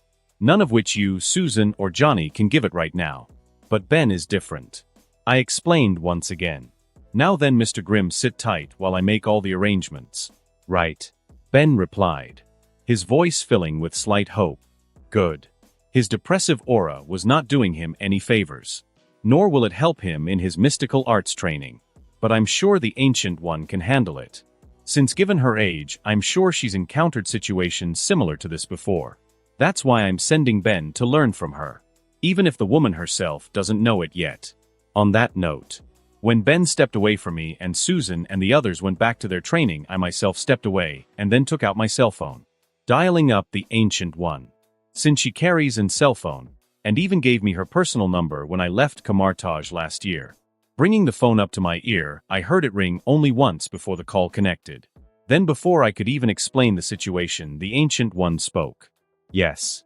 I would be more than delighted to have Mr. Grimm train here at Kamartaj," she said, making me internally sigh as she once again trolled me. All thanks to the time stone. I wonder if she'd let me borrow it for a bit to do the same? A question for later. Great. That makes this all the more easier then, I said. The two of us then quickly made arrangements before ending our call. Once we did, I got ready to go and inform Ben, before suddenly getting another call. This time from Lucia. Answering it, I brought the phone up to my ear. "Yes, Lucia?" I asked. Since she rarely calls me during work hours. Unless it's an emergency. Though we haven't had any of those. I hope this isn't the first. I just got a message from Klau's people. The meeting has been set. She spoke. Understood. I replied. grinning after I did. For now vibranium would be mine. Ending the call with Lucia, I then walked over to Susan and the others. "Excuse me. I'm taking my leave for the day," I told them. Why?" Susan asked. "I just received a call about an important meeting I have been trying to set up for months finally being set up. So I must go and prepare," I explained. "But don't worry, I won't be gone for long. This will only take me 2 to 3 days to deal with tops. Actually even less than that, but the 4 do not need to know that." "Understood, Victor. Go ahead and handle your business." Reed spoke. "We can manage on our own." "Thank you, Reed," I said. I then bid the 4 farewell, before heading off to claim my previous vibranium. July 20th, 2005, illegal South American port. Dressed in a tactile-neck and military boots and pants, I stood under a full moon in an illegally built port, situated on the southern coastline of Peru in South America. Lucia standing on my left. Her face a mask, while her attire consisted of tactical clothing that accentuated her figure quite nicely. The reason the 2 of us are here? To do a deal with Clow to purchase some of his vibranium. As the 2 of us continued to wait, ignoring the looks the people passed us by were giving us, the man of the hour himself eventually showed up. Ulysses Clow. Insert image of Ulysses Clow here. Several of his men surrounding him, 2 of which were carrying a lockbox. Clow arrived in front of the 2 of us and scrutinized our faces, likely burning them into his mind in case we tried to con him. Which was fine by me, since right now Lucia and I have illusion spells cast on us, making our appearances, height, and even our voices completely different than what they normally are. So even if we do decide to mess over Clow, he can do nothing to us, because the man has literally no idea who he's truly dealing with. After 5 minutes passed, Clow stopped scrutinizing our faces. "Are you finished?" I asked him, when stepped back. "Because I came here to do a deal, not have a staring contest," I spoke. "You got spunk, boy. I like that," Clow told me. "But you're right. We all came here to do a deal, so let's do it then," he said. Clow then snapped his fingers. After he did, the 2 men carrying the lockbox walked up and placed it on the ground in front of Lucia and I.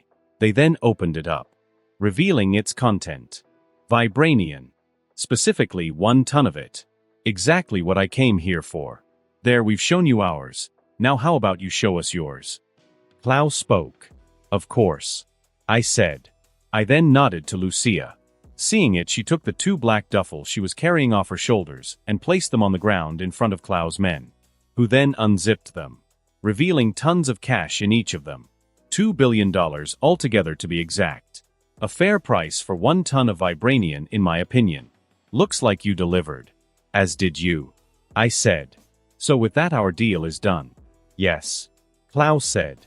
He and his men then left with their money, having no idea all of their cash was laced with a special radioactive, but non-fatal isotope that I could track no matter where it went in the entire world. The isotope itself being undetectable by normal means. Since there was no way I was simply going to let Clow slip away. He's too valuable. Especially since he knows the exact location of Wakanda, among other things. All of which will belong to Doom when any time is right. But for now I have more important matters to attend to. Like finally creating the one thing that makes Doom who he truly is. Armor. Collecting the lockbox, Lucia and I left the port and ventured into the forest. Then after we made sure we weren't being tracked in any manner, I portaled us back to the factory, and then without wasting a moment began work on my armor. Also yes, I have revealed the existence of magic to Lucia in its entirety. Moving on. While building my armor 2 weeks passed by in a flash. Though I didn't spend all my time working on my personal project and forgetting my other responsibilities. Unlike others, Tony Stark and Reed Richards, Doom knows how to keep his sensibilities. Thus I made sure to get Ben situated at Kamartaj. I also made sure to keep up with Susan, Reed and Johnny, helping them with their powers. Even introduced them all to Lucia, which I noticed made Susan a little jealous. Good. But back to my point. Even while taking care of my other responsibilities, I still managed to finish my armor. Standing in front of it as it laid on a metal table before my eyes, I cried a little. Since it looks beautiful. The armor itself, an exact copy of Doom's mystical armor that he created during his time in Hell. Although the classic Doom armor design is great, I prefer this one. especially since the armor itself is partially mystical in nature. Since in addition to all the technology one used to build the armor, I have also enchanted it with several spells, truly blending together my scientific and mystical capabilities. This right here is the first pinnacle of all my hard work, and it is glorious. Now, it just needs one more thing. Moving up to the armor, I held my left hand over it. I then conjured forth an eldritch knife and cut my left palm. As my blood touched the armor, ignoring the pain in my hand, I recited a spell. When I did, the armor itself glowed brightly with dark green energy for several seconds before it faded. Once it did, I knew my spell was complete. So I dismissed the eldritch knife and used a quick healing spell on my hand. I then backed up and focused on my armor, immediately feeling a direct link to it. Since that spell I just performed bound the armor to my person. Now no matter where or when I can summon it to me, which I think I'll do right now. Focusing on summoning my armor around my person, I made it happen and found myself wearing my creation, my long badass green cape flowing down behind me. Since Doom's armor is not complete without his cape. Slowly opening and closing my fingers, I grinned, feeling more powerful than I have since I arrived in this world and began my new life. Now I truly feel to my core that I am Doom, and it feels truly delicious. As I continued to revel in my new feelings of wholeness, I also did several movements in my armor to get used to it, which only took me 5 minutes to do. The armor itself feeling like it has always been a part of me. It's like a second set of skin. Sure, it's one with enough power to single-handedly destroy several small counties, or one large one, but the feeling remains the same. Finishing my movement exercises in my armor, I fired up its internal computer systems and had them begin to run a full diagnostic, to see if anything was amiss and needed my attention. As this happened, Lucia entered the warehouse, using the normal entrance and not a magical one, since I showed her the physical location of the warehouse some time ago, which is just on the outskirts of Albany, in upstate New York. The factory itself having once been a lumber processing plant, but it eventually went out of business. That's when Fisk purchased it for whatever reason, and after I dealt with him, found it was the perfect place to make my factory/laboratory. The moment she laid eyes on me, she stopped in her tracks. "What?" she shouted. "Lucia, calm down. It's me, Victor," I said, using my magic to instantly make my armor's helmet appear in my left hand. "Victor," she mused, looking me up and down. "What is that you're wearing?" "Why, my armor, my dear," I replied. "For soon we will be going to war," I said. "So, what do you think?" "It suits you," she said, stepping closer until she was in front of me. "May I touch it?" "Sure," I said. "Here, let me help," I spoke. I then wrapped my free hand around Lucia's waist and picked her up and pulled her close to me. The reason I needed to pull her up being, while in the armor my height becomes 7 feet. "Now then, go ahead and touch it all you want," I said to her. Swallowing a lump in her throat, Lucia carefully moved her hands all over my armor, a curious and wondrous expression on her face the entire time, along with a hint of arousal. "Victor the First knew you were something, but this is just incredible." "Why, thank you," I replied. "But it's still too early to be impressed, my dear. For this is only the beginning," I spoke. "Doom has many more surprises in store, in many different forms. Like this one." Leaning down, I captured Lucia's lips with my own, and then dominated her mouth with my tongue. "Aha!" she moaned, deepening our kiss when she could, and trying to gain dominance in our kiss. But I would have none of that. I kept control, and then broke the kiss when I wanted, leaving a small trail of saliva between our lips when I did. "Surprise. I am an excellent kisser," I said. "I fully agree," Lucia purred, her body squirming in my grasp. Looking into her eyes, I saw her hunger. So I did the only sensible thing. I put her down and put back on my helmet. For Doom controls his relationship and no one else. Plus, it's always good to leave the ladies wanting more. Wonderful as that was, we will need to continue later. I need to make sure there are no issues with my armor. "Now then, your report," I spoke. "Everything is on schedule," Lucia replied, me ignoring the obvious disappointment in her voice. "Since she'll get her dose of vitamin D sooner than she thinks. Production of the Doombots is proceeding on schedule. So is the stockpiling of non-perishable food items, medicines, and weapons, which are being snuggled into Latveria with no issues. I have begun digging up dirt on any within the United Nations who would try and interfere with Latveria once you assume the title of monarch and ruler. The same goes for officials posted at the Latverian embassies around the world. In accordance with your orders, I have also purchased stocks within various insurance companies and begun the process to create the one you asked me to, Zafiro. Lucia stated. Excellent, my dear. Very excellent. I spoke, going over my suit's full diagnostic report at the same time. For Doom can easily multitask. Seeing that there were no issues with my armor, I used my magic to send it to the display case I had built for it. I then turned to face Lucia and pulled in for another kiss. Breaking it, I moved my hands down to her butt and gave her cheeks a squeeze. Now that business is out of the way, where were we? I asked. Lucia shuddering in my arms. All according to plan. So with that I gave her the vitamin D she desperately wanted, giving her multiple shots for good measure. For as a doctor, I need to be very thorough. September 4th, 2005. Turning on the vortex mixer in front of me, I watched and waited as the rack of 12's vials situated on it finished well mixing. 15 minutes passed before they did. But once they did, I turned off the vortex mixer and removed the rack of vials from it. A smile on my face. For now, I had 12 vials of perfected extremis. Yes, I said extremis. Perfect extremis at that. My own version. Which was no trouble to make. Once I copied all notes and research on the serum/virus from Maya Hansen, her pathetic boss Aldrich Killian, and their think tank/cult AIM. Then fixed any and all flaws in the product. Before making my own modifications. Now here is the results of my hard work. Which once again feels glorious to see with my own eyes. So you're probably wondering why I made my own version of extremis in the first place. By the way, while AIM, Killian, and Maya are based on their MCU origins, the extremis itself is modeled after the first version from the comics. But back to my point. I made this serum/virus so I could give myself a boost. Because for all my current power, my body and overall physical abilities are still that of a base human. Albeit one who is in peak physical condition, but still a base human nonetheless. Which in Marvel without any sort of plot armor is a quick way to die. Considering all the physically enhanced individuals currently out there in the world, or those that will appear in the future. Like Thanos. And sure, my armor is something else. But there might come a situation where it ends up being unavailable. So in preparation for such a possible event, I decided to enhance myself physically, landing on the extremis serum to get the job done. Not to mention, I am also preparing myself to flirt with the beauties of the Marvel Universe, a number of whom have enhanced physical capabilities.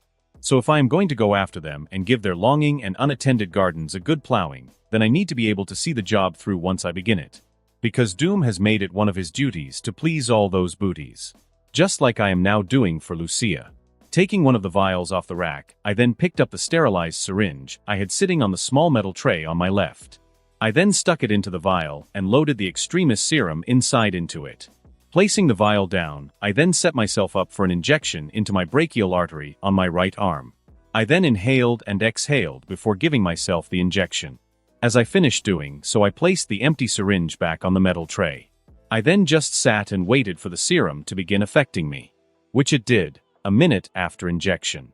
Feeling my entire body grow hot from the inside out, I grit my teeth as the heat steadily increased, rising higher and higher. Crack, then I heard my bones starting to break. But I wouldn't let that best me. For Doom is not that weak. Nor will he ever be. So enduring the pain, I allowed my entire body to undergo the changes, feeling myself getting rebuilt. Until finally it was over. Once it was, I felt like a new man. Stronger, faster, etc. Let's make sure I don't just feel this way, I said. I then stood up to my feet and went to go put myself through a battery of tests. To make sure my original extremis serum worked like it was supposed to. Oh, and as for how the serum was supposed to affect me, I modeled my original extremis serum off of the first version from the comics, while adding the technopathic abilities and enhanced mental calculation abilities of Tony Stark's modified extremis from the comics. As I put myself through all the tests I had devised, I smiled when I finished them. For my original extremis serum worked exactly as I had designed it to. I can now easily lift 20 tons. Run up 300 mHp in 1 minute. My stamina is almost unlimited, and my durability is nothing to sneeze at. I can regenerate from wounds within seconds. And though I'm not crazy enough to cut off my own limb, I feel I can regenerate them if I should need to. I have the claw-like pincers. I can breathe fire. I can even generate and throw electricity like Sidious. My mind is now capable of connecting to machinery and technology and communicating with it, while my brain now functions exactly like a supercomputer, just like the mutant sage from the comics. Speaking of her, if she exists here, then I wouldn't mind recruiting her to my side. I'll just add that to the other long list of things I need to handle. But right now I'm just enjoying the moment. Oh, and it seems the serum had an effect I didn't intend to occur. It has made me grow taller. My height has gone up from 1.88 meters, 6 feet 2 inches, to 1.91 meters, 6 feet 3 inches. Well, it's certainly not bad. That just means there is now more of Doom for the ladies to love. So really it is a gift for some. Me included. For Doom likes his new height and all his other powers very much. February 13, 2006. Sitting on the couch, in the living room of my New York apartment, I watched a special news report, featuring Susan and the others, who were coming out to the world and revealing their fantastic powers. Ben having taken some time off from his training at Kamartaj to join the others. As for why the 4 of them were doing this, it is because they have decided to keep their powers. Not only that, but due to a certain incident, they have decided to use their abilities for the benefit of mankind in their own little way. By the way, I had nothing to do with the incident that led them to this decision. It was simply one of those things that just happens. But to say I am not pleased would be a complete and utter lie. Especially since I am on such friendly terms with the Fantastic Four, unlike many other versions of Doom. Friendly terms I plan to keep. But should they ever choose to stand against me? Well, let's just say I hope that scenario never takes place. I continued watching the special news report for a bit longer before changing the channel. Then I idled around for a few hours before heading to Lucia's apartment to pick her up. Since the 2 of us have been invited to a party tonight. The location. The Baxter Building. Arriving arm in arm, the 2 of us met up with the 4 who planned this party to celebrate their coming out to the entire world. As things got into full swing, we mingled, ate, and simply enjoyed each other's company. Though I could feel Susan staring at me, no matter how hard she tried to hide it, as the night went on. Scanning her surface thoughts with my telepathy told me how she was slightly aroused while looking at me. I also felt her jealousy whenever Lucia and I showed our new closeness. Honestly, Susan is worrying her pretty little head for nothing. There is more than enough Doom for women to go around. But I can't say I don't enjoy seeing her jealous side rear its ugly head. It makes her all the more cuter in my eyes. Eventually the party began winding down. When it did, I decided to speak up. "Attention everyone," I said, drawing all eyes towards me. "Thank you. Now then, I have an announcement to make. For the foreseeable future, Lucia and I will be unreachable. There is trouble in our homeland Latveria, and because of this we have both decided to return there to offer our assistance in dealing with the issues at hand. And by issues I mean the current monarch Fortunov, his family, and most of the current Latvian government. For all my preparations are finally complete. So it is time for them all to feel the full might of Doom." "Victor, that sounds dangerous. Are you sure you and Lucia should go alone? Perhaps we can come along and assist," Reed suggested. "Thank you for your offer, Dr. Richards, but that will not be necessary," Lucia retorted. "Besides, given your new celebrity status and circumstances, I doubt the United States government will allow you to leave the country to interject in another's matters. Though the offer is appreciated." "Yes, it truly is," I said. "But I do not need nor want the Four's help. Especially given what I am about to do. So that's exactly why I waited until they announced their status to the world, before putting the plan to save my country into motion. Sorry, not sorry F4. But none shall stand in the path of Doom achieving his goals." "Oh, understood," Reed replied. "I wish you luck then." "Yeah." What Stretch said. Ben added. "Good luck." Johnny said. "Yes. Good luck to you both." Susan spoke. "Once more thank you all," I said. Once I did, the party quickly ended. Lucia and I then took out leave. But before we could start making our way home, Susan came after us. Turning to face her, I looked her in the eyes. "Yes, Susan?" I asked. "Victor, Please be careful, she said, worry in her voice as she closed the distance between us. Worry not, Susan. I shall be fine.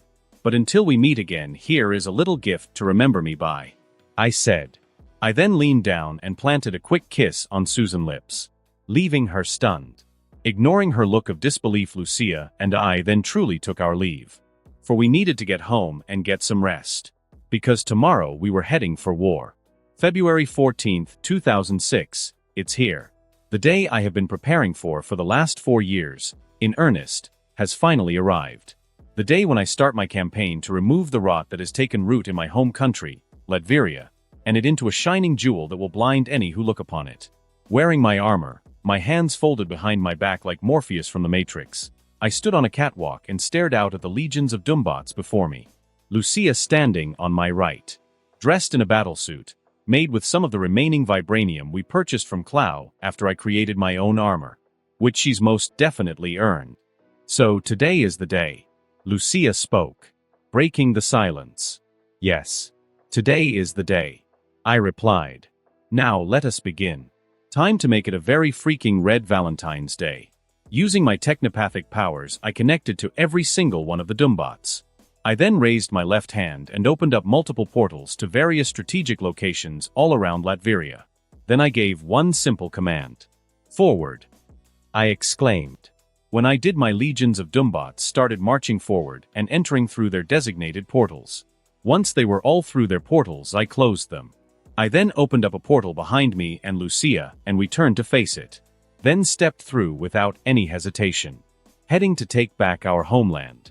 Third person, POV, his hands still folded behind his back, Victor stood atop a hill. A gentle breeze blowing, he looked out at the landscape of his home country, Latveria. Taking it in. Enjoying a view he had not seen since he left of the United States almost 10 years ago at the young age of 17. A trip Victor honestly did not want to take. But he knew he had to. In order to gain the power to save his homeland. Which he now had. So now it was time to get down to business. Once his nostalgia was sated, Victor became all about business. Focusing his gaze, the man eyed a collection of buildings surrounded by a barbed wire fence. Where 2 groups of people were residing. The first group were military personnel. Soldiers in the Latverian army. At least that's what they called themselves. But in reality, those so-called soldiers were nothing more than thugs that enforced the will of King Vladimir and his followers on the ordinary people of the country. Who were the second group? Consisting of men, women, children, and those all of ages. They were dressed in tattered rags. Looks of horror and anger etched onto their faces. Manly of him were sickly and malnourished. But that was to be expected, given the place Victor was looking at was an internment/prison camp. One of just man Vladimir and his followers had set up around Latveria, where they would put anyone who questioned them. Not just the people they didn't like. Like the members of the Romani Zafiro clan Victor and his parents belonged to. As Victor continued staring at the camp, a deep and primal anger bubbled up inside of him and rose to the surface. But he also felt his resolve strengthen even further. Yes. I am definitely doing the right thing. I am on the path I must take. Victor thought. Right after he did, Lucia contacted him over his comms. Victor. Everything is in place. She began. The Doombots now have control of all routes along the Latverian borders. In addition, the entire country's communication infrastructure is under our command. Lucia explained. Excellent. Victor replied. Now, this is where the fun begins. For those 2 things were the last items that needed to be taken care of before Victor could launch his revolution campaign in Latveria in earnest. For he didn't want any of the bastards he was going to show a faith in hell to slipping away, or calling for any outside assistance or interference. Oh no. Doom will not allow that. Those scum are going to take their punishment up the rear, without any Vaseline. That's a promise. Well then, let us begin. He spoke. Doom then used his technopathy to order all his Doombots who were in attack position to mobilize. The man himself moving out as well. It was time for people to learn of the one called Dr. Doom. Third person, POV, standing before a lineup of prisoners, the head of the internment/prison camp, one Captain Klaus, moved his gaze from side to side and overlooked all those in front of him. Several soldiers under his command surrounding the prisoners he was looking at. Their Russian-manufactured AK-47 rifles pointed at them. After an entire minute of looking, Klaus stopped. "All right, I will only ask this once," Klaus began, speaking in the native Latvian language. "One of my men had some of his food stolen, and based on the accounts of all were near him at the time the incident occurred. So I ask again, who took it?" No one spoke up as Klaus finished speaking. "Hey, answer the captain when he's talking to you," one of the random soldiers shouted at the people, firing his AK-47 into the air once. "Ha! No." This action in turn caused the people to begin screaming in fear and cowering, huddling together for protection as well. "Soldier, enough!" Klaus shouted, looking the soldier who fired his weapon dead in the eye as he did. "Yes, Captain. Forgive me," the soldier spoke, bowing his head in an apologetic manner. "It's all right. I understand the vigor of youth. I was once young like you," Klaus replied. "But don't let it happen again," he said in a cold voice. "Sir." "Yes, sir," the young soldier replied. He then lifted up his head and got back into position. "Good," Klaus said. He then turned his attention back to the people. "Hey, allow me to apologize. My subordinate got overeager. I did not mean for it to happen. Though if someone had spoken up when I asked, it never would have. So I ask you all again. Who took the food?" "Me. It was me," a young boy of no more than 10 said, stepping forward from the huddled crowd of people, right up to Klaus. "I see. So it was you, boy," Klaus mused. "Well then, have anything else to say for yourself?" Hearing Klaus's question, the boy spit in his direction, his spit landing on the captain's left cheek. "Screw you, coward," the boy exclaimed. "And you call yourself a soldier? You're nothing more than one of Vladimir's lapdogs." Seeing this, all of the prisoners huddled together were stunned. Meanwhile, the soldiers began looking at the boy in anger, the same as their captain, who now had a vein bulging on his neck and bloodshot red eyes. "Why, you little impudent shit!" Klaus shouted at the top of his lungs. He then moved to backhand the boy with his right hand. But right before he could, a figure crashed down from the sky right behind Klaus and grabbed his right arm, pulling it back, allowing an audible pop to ring out through the air, the figure having broken Klaus's right arm. "Ack!" Klaus screamed in agony. Holding his broken right arm with his left, the man fell to the ground and started flailing and rolling on it. "Captain Klaus!" All of the soldiers who were present shouted. Meanwhile, the prisoners/civilians all remained stunned. Even the boy who stood up to Klaus was left speechless by what just happened. Klaus continued rolling around for another minute before stopping. When he did, he heard a male voice speak to him. "Pathetic," it said. "But then again, I would expect no less from worthless trash." Hearing those words, Klaus felt his anger rise again. So with that, he fought through the pain of his broken arm and turned to face the direction of the male voice. "Why you dash," Klaus began, only to stop when he saw who he was speaking to. A towering figure, with a long dark green cape flowing behind its back.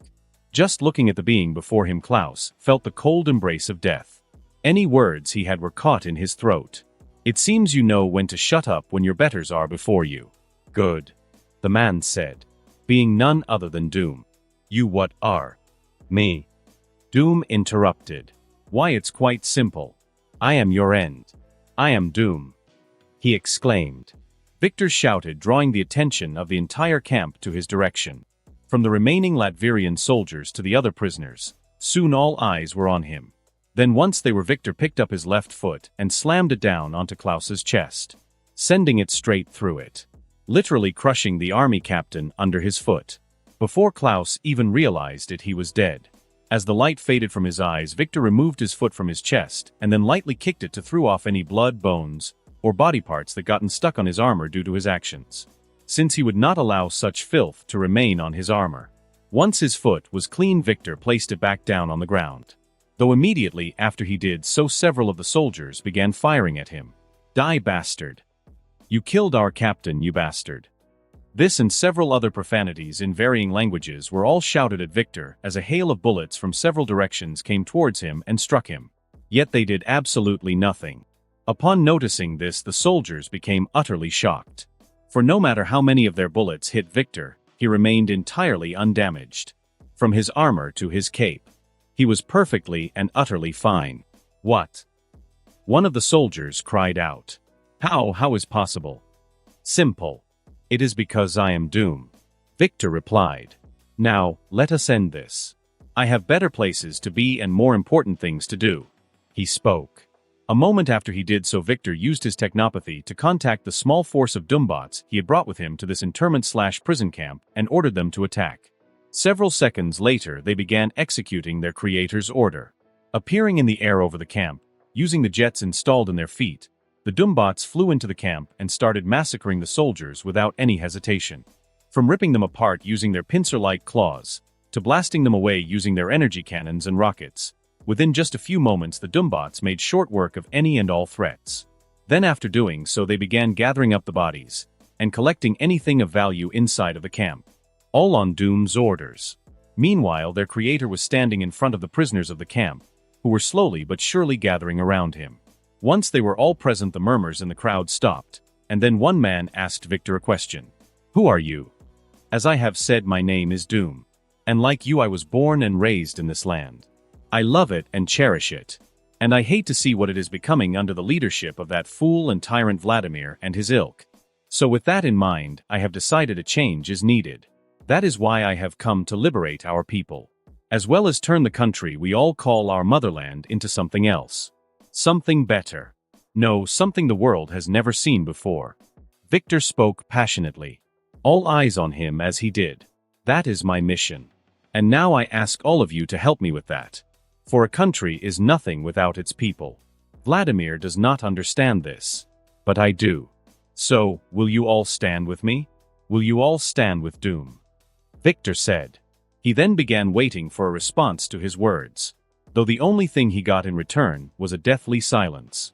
That lasted until one voice broke it. I will stand with you. It was the voice belonging to the young man who had stood up to Klaus, and was going to pay for it before Victor had intervened and saved him. Stepping forward, the young boy looked Victor in his eyes, Victor doing the same to the young man, seeing fear in them, but also a fierce determination and an intelligence. Intriguing, Victor thought. Tell me, young man, who are you and why have you decided to stand with me? Victor asked, curious about this young boy's motivations. Sir, my name is Christophe Bernard, and the reason I seek to stand with you is because I believe in what you are saying, but also for revenge. I want to see Zorba Fortunov dead, for he is the reason my mother is. The now named Christophe spoke, a few tears beginning to leak out of his eyes as he did, which didn't faze Victor in the slightest. What did, however, was the boy himself, considering he was now face to face with one of the characters in the Marvel Universe that had one of the most intimate relationships with the original Victor Von Doom, the man having taken Christophe in as his adopted son in the comics, after Zorba Fortunov killed his mother, similar to the current Christophe's situation. But really, to think I would meet him under these circumstances, not to mention his mother is already dead, Victor thought, meaning Christophe likely had no family left.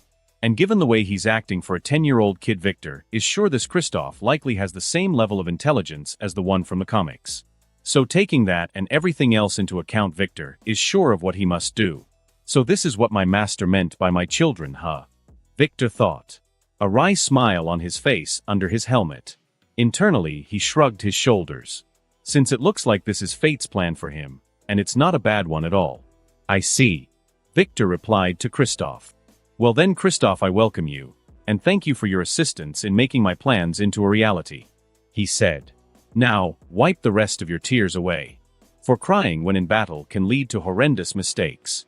Save them for after we achieve victory. Understood, sir. Christophe replied. He then used his hands to wipe away the rest of his tears. Christophe then stepped forward. Seeing this, several other people also did, since most of them couldn't very well let a young boy step up to fight for their country alone. If they did, it would put them to shame as adults. A shame none of them wanted to feel. As those several people stepped up, more and more did, until eventually the entire prisoner population of the camp was standing with Doom, ready and willing to follow him. Seeing this, he smiled proudly under his mask. People of Latveria, I thank you for this, and I promise you will not regret your decision this day. Doom loudly exclaimed. Now then, let us go and take back our country. Yeah. The people surrounding Doom began to shout. Victor having begun to reignited their wills, passions, and fighting spirits, which he planned to do from the beginning. Since without the people on his side, how could he truly call himself their leader? For Victor would be no tyrant, but a true king. After the people settled down, Victor began implementing some of his pre-planned strategies with the assistance of the Doombots he had brought with him, giving weapons to those able-bodied enough to use them, while also securing the protection for those who could not fight. He also contacted Lucia and scheduled a rendezvous.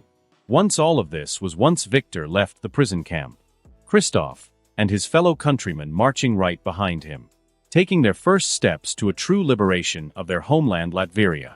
Victor, POV, after me and the group I was leading left the prison camp, I began leading them to the rendezvous point where we would not only meet up with Lucia but others, including prisoners from other camps my Doombots had liberated during this first wave of attacks, along with several members of the Latverian resistance, whom also assisted my Doombots in their attacks during this first strike, from what Lucia informed me during our brief communication earlier.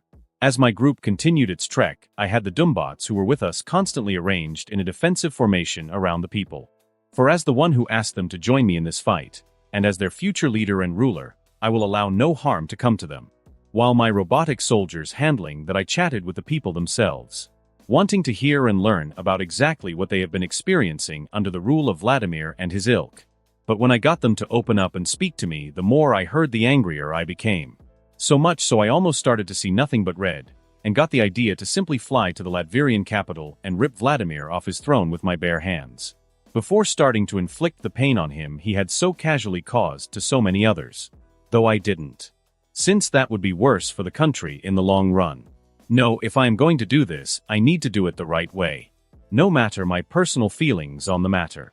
So with that in mind, I reined in my anger and fury, and instead put it towards completing the plan for my country I had already set in motion, where when all was said and done Vladimir would truly end up experiencing a fate worse than death. A moment I can hardly wait to see. Moving on. 2 days after we left the prison camp, we reached the rendezvous point, an entrance in a mountain that led to a series of former underground mining shafts that the resistance had converted to use as their primary base of operations. Arriving at the tunnel entrance, I stepped forward first. Immediately after I did several figures, wielding automatic rifles, stepped out of the shadow of the tunnel, their weapons aimed directly at me. "Halt!" one of them exclaimed. "Lower your weapons.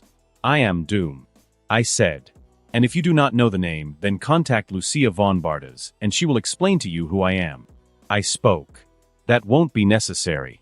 Lucia herself spoke up, stepping out of the shadow of the tunnel and right up to me. "Victor, good to see you are in one piece." "The same to you, my dear," I said. Then once we exchanged pleasantries, the other resistance fighters lowered their weapons.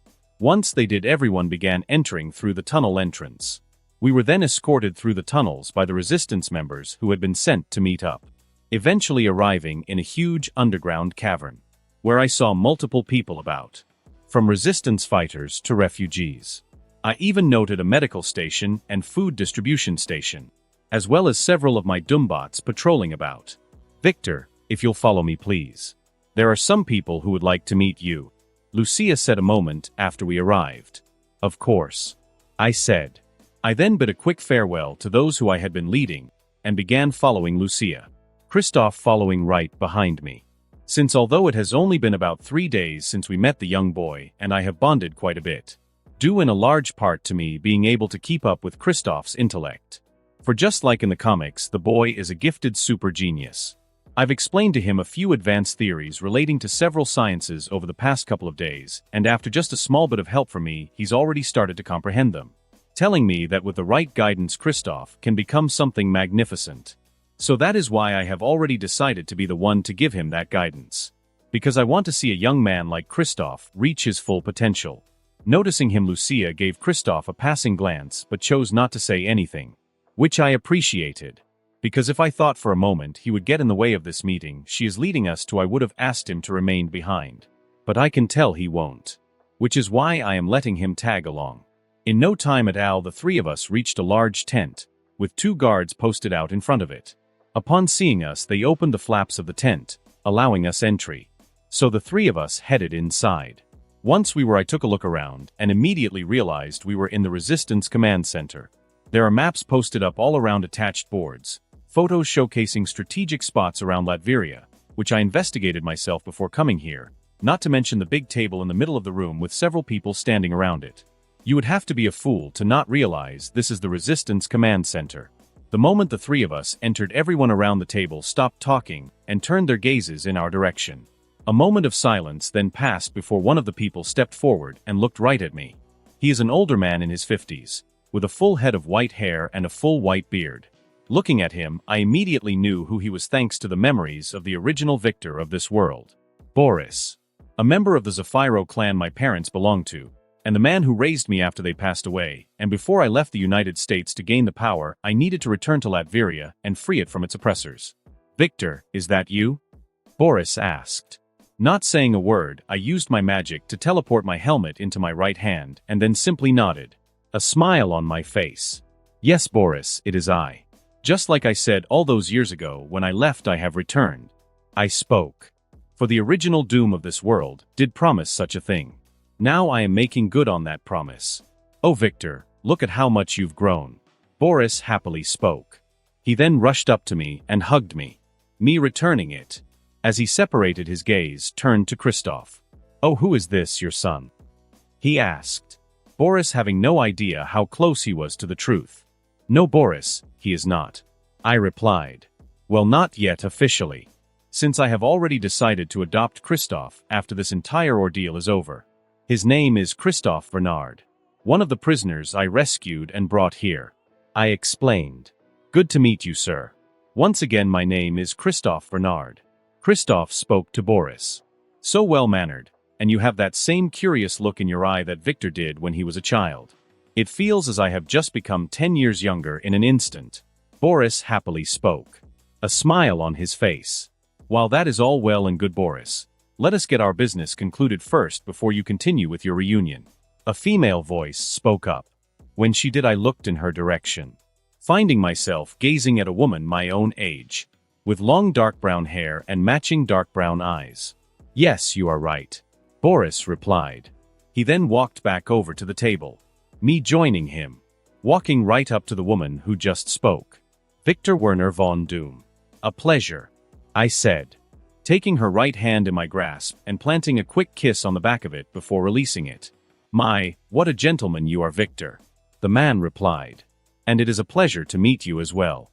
My name is Zora Vukovic, leader of the Latverian resistance, as your service, she revealed, me keeping my face impassive, while inside I was smiling. Since Zora Vukovic is yet another character from Marvel who has a special relationship with Doom. She was his fiancée, and even his herald when he obtained the powers of Galactus. She was also a champion of the people of Latveria. Looks like she already has the latter part well in hand. Lucia has spoken highly of you over the past couple of years. Nice to finally put a face to the name. The feeling is mutual, I replied, given that Lucia had told me about the Latverian resistance, but never in too many details, even less about their leader. All she said was that they were a great warrior, and standing in front of Zora now I can see those words to be true. So, shall we get to it? I asked. What is this you speak of? A man suddenly spoke up. When he did, I turned in his direction and saw an angry and frustrated expression on his face. Torvald, not this again, Boris said, giving the man named Torvald a stern glare. A/N, Torvald is not an OC but an actual character from the comics, which he didn't seem fazed by. No, Boris, I will not sit by and idly watch as this man who ran away simply comes in and tries to act as if he's some great savior. Torvald retorted. He hasn't been here fighting. He hasn't been here shedding blood or sweat. He's been America, safe and sound. What right does he have to come in here and think he can lead us? Ha! He exclaimed, sending the entire tent into utter silence, which I let sit for a few seconds before breaking it. Torvald, is it? I asked him. He nodded his head. Okay then. Well, on some of the things you have just said I have to agree with. I spoke. It's true. I did leave our homeland. I have been in America. I admitted, making Torvald smirk. However, let's get one thing clear. I began. excluding some of my magic power into the air. I have not been idle. I went to America to gain the power that was needed to finally free our people, to finally help them achieve all that they can be. And don't you ever again question me again in that regard. For if you do, I won't hesitate to end you. Do you understand? Sweating a bit, the smirk now gone from his face, Torvald nodded. Good. I said, reigning in my power. Now then, it is true, I plan to lead our people once this is all over. If you have an issue with that, then that is your opinion. All I ask before you cement it is that you watch my actions a bit, to see if I am truly unfit to rule. I spoke. Now then, let us get back to business. Well said, Victor. Zora spoke. Thus the meeting itself finally got underway, which was a planning session on how the resistance should move thanks to the huge victory they just accomplished with the aid of me, Lucia, and my legions of Doombots. Naturally, I gave my thoughts and opinions, which were well received, even by Torvald. So in the end, everyone agreed to go with the plans I had suggested. Exactly as I had planned. Once we did, the meeting was adjourned, leaving me time to finally catch up with Boris, a man who was family. Latveria, September 13, 2006, third person, POV, seated inside one of the numerous meeting rooms located within the royal palace. Several individuals were having a heated discussion. The individuals in question being the leaders of the country of Latveria itself, including its current monarch and King Vladimir Foretnov, along with his two sons and heirs to the throne, Rudolfo Fortunov, the crown prince of Latveria and Vladimir's eldest son, and Zorba Fochinov, Rudolfo's younger brother, and the second son of King Vladimir. Now, as for what the group was discussing, it was the current state of their country, namely the fact that all of them were in danger of being ousted from the positions of power they held within the country, because for the past 7 months the internal state of Latveria had been undergoing a change.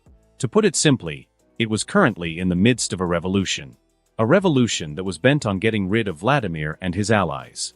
The king and his allies having come to realize this several months ago when the group that called themselves the Latvian Resistance, though Vladimir and his ilk simply called them terrorists, had made a change in their tactics. No longer now did they simply attack and then slink back into the shadows. Instead, now they proudly fought out in the open, assisted by weaponry and robots that put the Latvian military to shame. But that wasn't what truly frightened Vladimir, his family, and their supporters. No, what truly scared them all was the emergence of a new central figure and leader of the Latvian resistance. A man who called himself Doom. An apt name, considering over the past 7 months since he appeared, Doom had sent many of Vladimir's, and by extension the royal family's, biggest supporters to meet their doom. By his hands. Like death incarnate, he ended the lives of those he sought out as easily as breathing, which Vladimir and his remaining supporters hoped would allow them to paint Doom as the villain. But they never even got a chance to try their plan out, since the people of the country had come to love Doom and see him as a savior almost immediately after he appeared. Now, after all these months, were completely rallied behind the man, which thanks to that, and several other factors, had allowed Doom and those who follow him to effectively take Latveria for themselves. Now Vladimir's regime only still had control of a very small portion of the country, centered around the capital city where he and those remaining loyal to him are currently located. But they know Doom and his followers are coming for them. Hence the meeting. Flee. We must flee. A general of the army spoke up. Coward. A different general shouted. To flee from simply one man is pathetic. I agree. Rudolfo spoke up. Instead of fleeing from this Doom, let us throw everything we have at him and finally put an end to his existence. For once he falls, then so shall this so-called resistance, and the people will come back to their senses. Lest we need to remind them why we rule in the first place. He said. So foolish, brother. Zorba said. Do you not see your plan would turn Doom into nothing but a martyr? Then things would get even worse. Then what are we supposed to do, brother? Rudolfo shouted. Negotiate? Don't make me laugh. I think we all know Doom is not a man who will want to negotiate with us. I was not going to suggest that. I was going to say we call upon our allies for assistance. Zorba suggested, getting murmurs of agreement from those inside of the room. Not to be rude, my prince, but do you really think that is the best option? An advisor questioned. Considering how this resistance has been one step ahead of us at every turn. He said. Which was true. For ever since the Latvian resistance changed its battle tactics, they had been tearing apart Vladimir's forces, hitting their supply convoys, and liberating one camp or prison after another. It was almost like the resistance knew their plans almost immediately after they made. But Vladimir had checked for spies, and had found none. After disposing of any he thought might be coarse, he even ordered a search for any surveillance technology, but had found nothing. Yet the resistance still knew of his and his people's plans, infuriating the man to no end. How is this happening? Vladimir angrily thought. He was king. This was his country and his people. Yet none man was taking everything that belonged to him. Doom. When I get my hands on you, I'll make sure you'll be begging for the sweat embrace of death before I am done. Vladimir seethed, a look of pure anger on his face. Unlikely. Considering what you just spoke of Vladimir will be happening the other way around. A voice suddenly spoke in the room, shocking everyone inside of it. Since they all knew who that voice belonged to. They had heard it on the radio, and on the television screen. It was the voice of Doom. Doom here. How did he get in? Summon the guards, quickly. The advisors and generals inside of the room shouted out orders, and fell into complete chaos, until Vladimir spoke up. Silence! He shouted, quieting all present in the room. Immediately after he did so, the flat screen on the back wall of the room turned on, and showcased an image of Doom, who was sitting on a throne, his hands clasped in front of him. Seeing this, those inside of the meeting room began to murmur and feel dread, since they all recognized the throne Doom was seated on. It was the one in the throne room of the castle they were in. You dare! Vladimir shouted. Doom does dare, you pathetic man. Doom replied. For this is no longer your throne but mine. He said. Guards! To the throne room. Go and bring me that disrespectful peasant, so that I may deal with him myself. Vladimir shouted. Yet no response came. Guards! Guards! Vladimir shouted several more times, but got no response no matter how much he yelled, which led to him getting out of his chair and heading over to the door to open it. Only as soon as Vladimir got close enough, the door swung open and hit him square in his face, breaking his nose. Act! Vladimir shouted, falling on his back, blood flowing out his broken nose. While this happened, several people, and Dumbots, entered into the room and surrounded Vladimir, his sons and his advisors, shocking them all. For the people alongside the Dumbots were those from the Latvian resistance, including one of their leaders, Zora Vukovic. Standing above Vladimir, she had a serene smile on her face, just as she kicked the man right between his legs, using her left foot. Ack! The man screamed, as his nuts were destroyed. But Zora cared not for his cries of pain.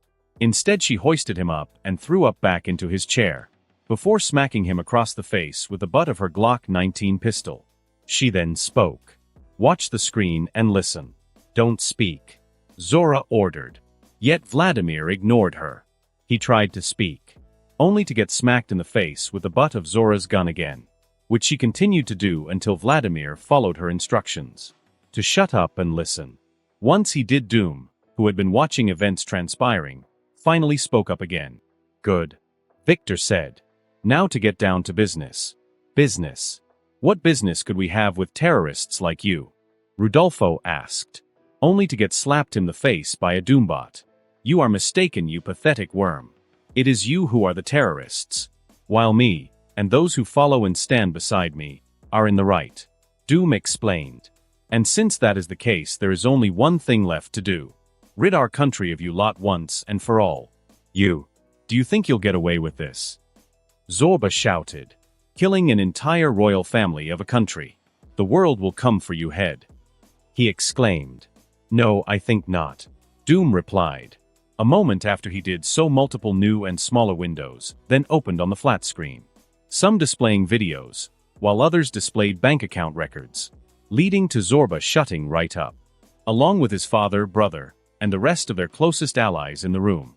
For the videos on display on the flat screen showcased those under their command committing atrocities, such as killing innocent civilians, along with numerous other crimes.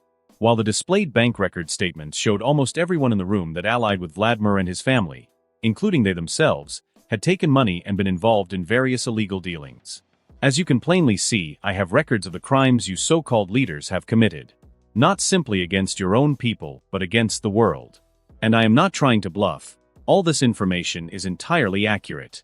Which is why I will be handing it over to the United Nations as soon as this is all over. So that no issues may arise as I start my new life as Latveria's monarch. Doom spoke. For he was all set to become king.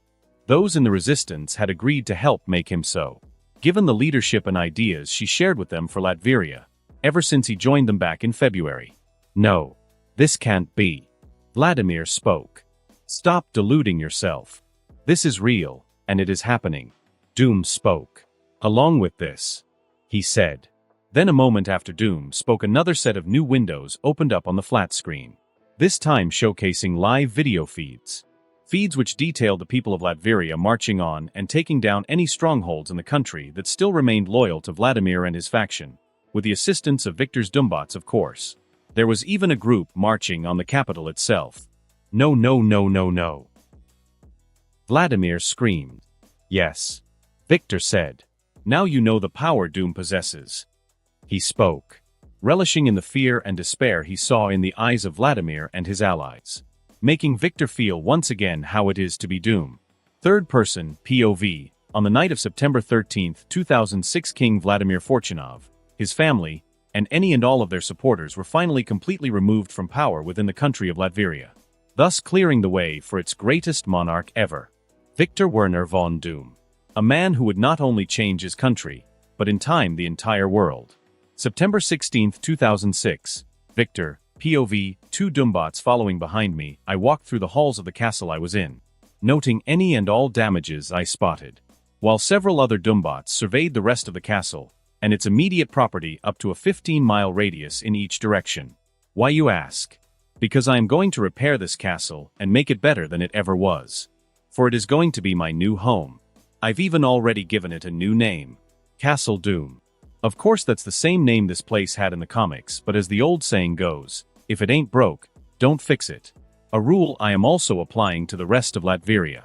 Having already renamed the capital city Dumstat, in honor of my mother Cynthia, whose soul I plan on saving as soon as I can. But there is still much to do and preparations to be made before that. After all, only 3 days have passed since Vladimir, his family, and the rest of their supporters were permanently ousted from power and I became king of Latveria. Right now the country is in a time of transition, which can be when one is in the most danger. Thus for my homeland's sake, and those of the people who helped place me squarely upon the throne, I must remain cautious and vigilant, as well as responsible. I continued my person survey of the castle until I finished, my last stop being the throne room, where I happened to spot Boris and Christoph, along with Lucia and Zora. All 4 having accompanied me during my trip here. The former 2 because I invited them, while the latter 2 invited themselves, stating they could not allow me, their new king and ruler, to undertake such an endeavor alone. Really, those 2 are worrying for nothing. But I guess since given their new positions, which have them working for me and Latveria as a whole, they have grounds to worry a bit. Lucia and Zora new jobs being the following. The former I have named my prime minister, just like she was for Latveria in the comics. Only unlike in the comics, she's not working with American supervillains. Though Lucia has already begun working on a plan to completely overhaul the government and our foreign relation policies in concert. She's also working on cleaning up the Latverian diplomatic corps, because we cannot have snakes out there ruining the new Latveria new name. Now as for Zora, given her experience in leading the now former Latverian resistance for years, I have named her Latveria new Minister of Defense, who is already working on building a new and proper Latverian defense force.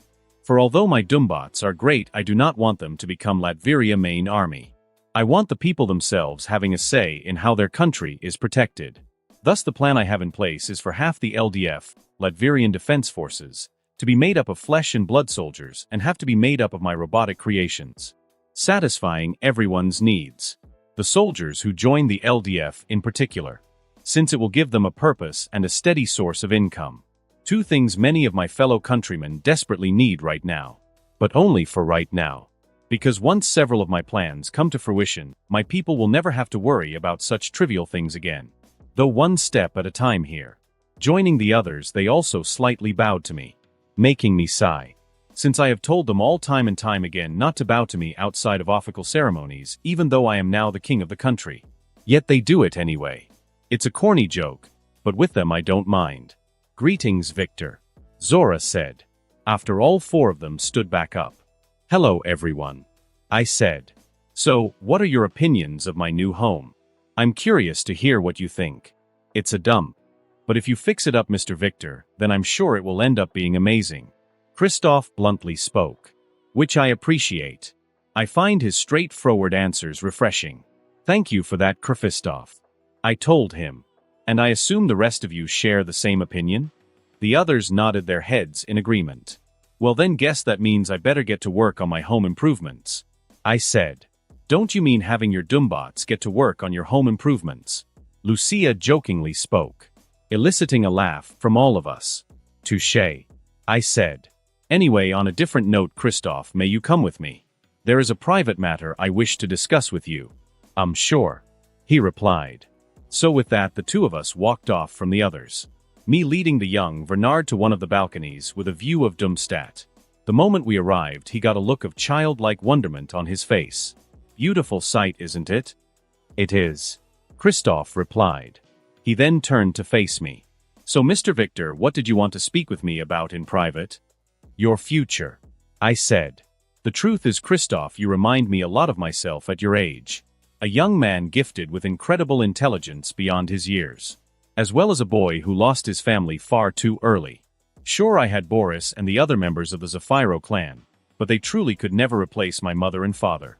Just like I know no one will ever be able to replace your mother. But if you're up for it, I would like to make you a part of my family. What are you saying? He asked. I'm saying I would like to adopt you. I want you to formally become my son. I finally spoke. Feeling now is the right time to ask him. Christoph's eyes went wide at my proposition. Are you sure? Yes, I easily replied. It's one of the fewest things I have ever been entirely sure of in my life. I want you to become my son. But the choice is entirely up to you. And just so you know, should you accept my offer, you will have responsibilities, I said. Like facing danger. For as the son of Doom, Christoph will end up with a target on his back. Yet even with that being the case, I still want him as family. For if anyone tries to harm him, they will kill them quickly. Because I will do anything for my family. Of course you don't have to answer now. Take some time and think about it, I said. No. I've already decided, Christoph said, looking me in my eyes. I want to be your son. Well then, all right. Welcome to the family, I happily spoke. Having just become Daddy Doom. Never thought this day would come so quickly, but oh well. After Christoph agrees to my proposal, we returned to where the others were and told them the news. All of them congratulating us. Victor. To think this is the kind of man you've become. If your parents were here, I'm sure they'd be very proud. Boris spoke. Thank you, Boris, I replied. So, having not even taken a queen and our new king already has an heir. Zora mused. Well, if you're offering to fill the position, I'll take you up on it, I replied. Oh my, what a tempting offer, your majesty. Zora replied. Okay, you two, enough flirting, there are things that need to get done. Boris spoke. Interrupting our flirting. But that's fine. There will be plenty of time for it in the future. But Boris is right, there are things that need to get done. Like preparing for my coronation and announcing to everyone there is a new monarch in town. Yours truly. So getting in a move on, our little group left Castle Doom and returned to the old royal palace, which will now function as the new central government building of Latveria. Since unlike the original Doom, I see no reason to blow up a perfectly good building. After making our return, we got back to work, planning my coronation, while also making sure Christoph became my son in every sense of the word legally, which didn't take too long at all. Thus we found ourselves fully focusing on the coronation event. Until eventually a month passed and the day of the promised time finally arrived. October 30th, 2006, third person, POV, standing within massive crowds and groups all over their country, the people of Latveria focused their attention on giant flat screen monitors that had been set up, all to witness the day's events, which the entire country had heard about. The coronation and crowning of their new king and ruler, Victor Werner von Doom. A man who has helped to bring down Vladimir and his regime. A man who had been providing aid in the form of food, clothes, medicine, housing, etc., ever since he arrived in Latveria all those months ago. A man who was already working to truly better Latveria. The people had heard of and seen his dads firsthand. So with trepidation they waited for the broadcast that would truly signal the end of the old age of Latveria and the beginning of the new one. Victor had begun. As the clock struck 12 p.m. sharp, the moment everyone had been waiting for began. The screens all across the country buzzed to life, showcasing Victor, dressed in his armor, with an extravagant cape bearing the flag of Latveria imprinted on both it reading on his shoulders. He was standing on a makeshift stage, surrounded by Boris, Zora, Lucia, and several other high-ranking members of the former Latvian resistance who were now part of the new legitimate Latvian government. All of them dressed in formal attire. There were also two others on the stage, Rudolfo and Zorba Fortunov. Both men were on their knees, wearing full body sets of chains. Several dumbots surrounding them, ready to strike if the brothers so much as even sneezed wrong. The two former royals looked worse for wear. Heavy bags under their eyes, unruly hair, full untouched bears, and their muscles looked diminished. Seeing people in such a state would normally elicit some sympathy. But the people of Latveria had none for their former princes, given all the atrocities they had committed against them. So with smiles on their faces the people of Latveria cheered at the current states of Rudolfo and Zorba, though they quieted down as Doom stepped forward. People of Latveria. You might already know my name by now, but for those who don't, it is Victor Werner von Doom. Like many of you, I was born and raised in this country. And also like many of you, I suffered under the impression of the Vladimir regime. But I am here standing before you today to inform you that time is now over for good. I stand before you today not only as your fellow countryman, but as your new king and leader. I am grateful you have entrusted me with such a position. And I will do my best to live up to your expectations. And should I ever end up turning into something similar to Vladimir, I ask that you rise up again and stroke me down.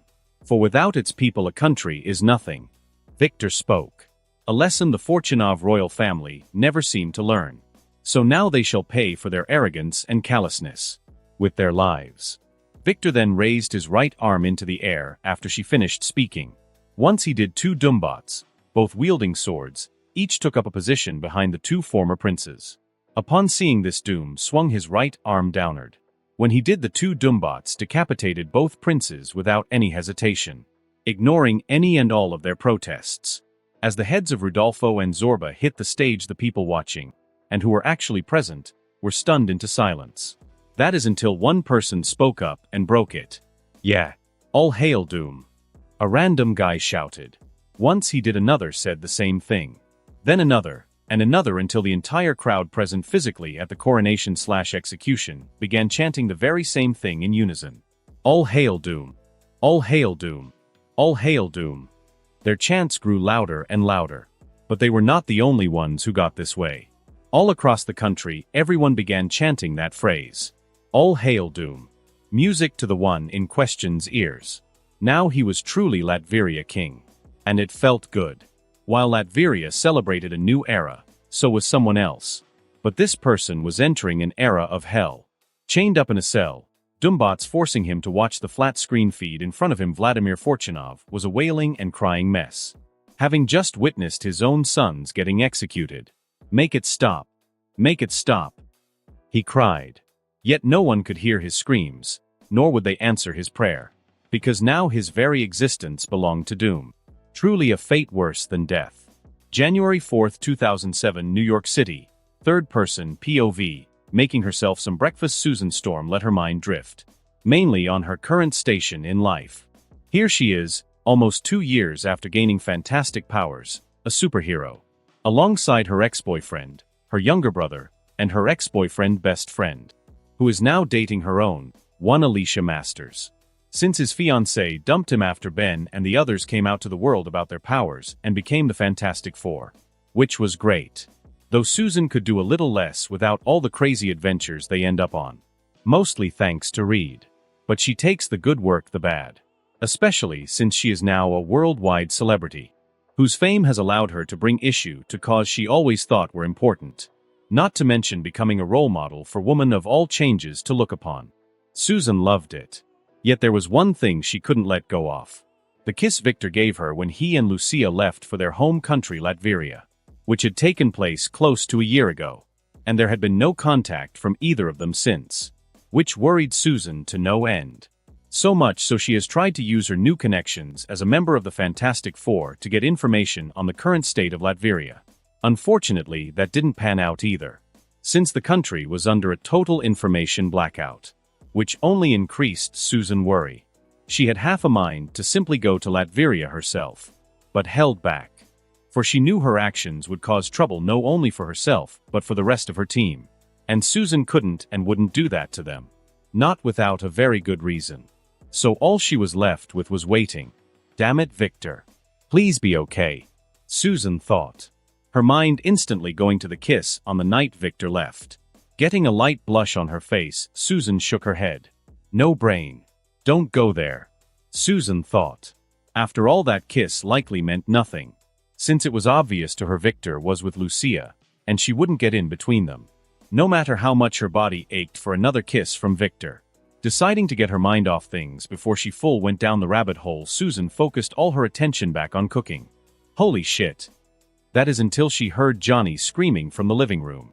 Once she did, Susan headed in there, an annoyed expression on her face. Johnny, it's too early for all that yelling, she told her brother. Actually, Susie Matchstick has a reason to shout this time, Ben spoke, pointing a rocky finger at the television. When Ben did, Susan looked at it. Reed walking in and joining them, doing the same thing a moment later.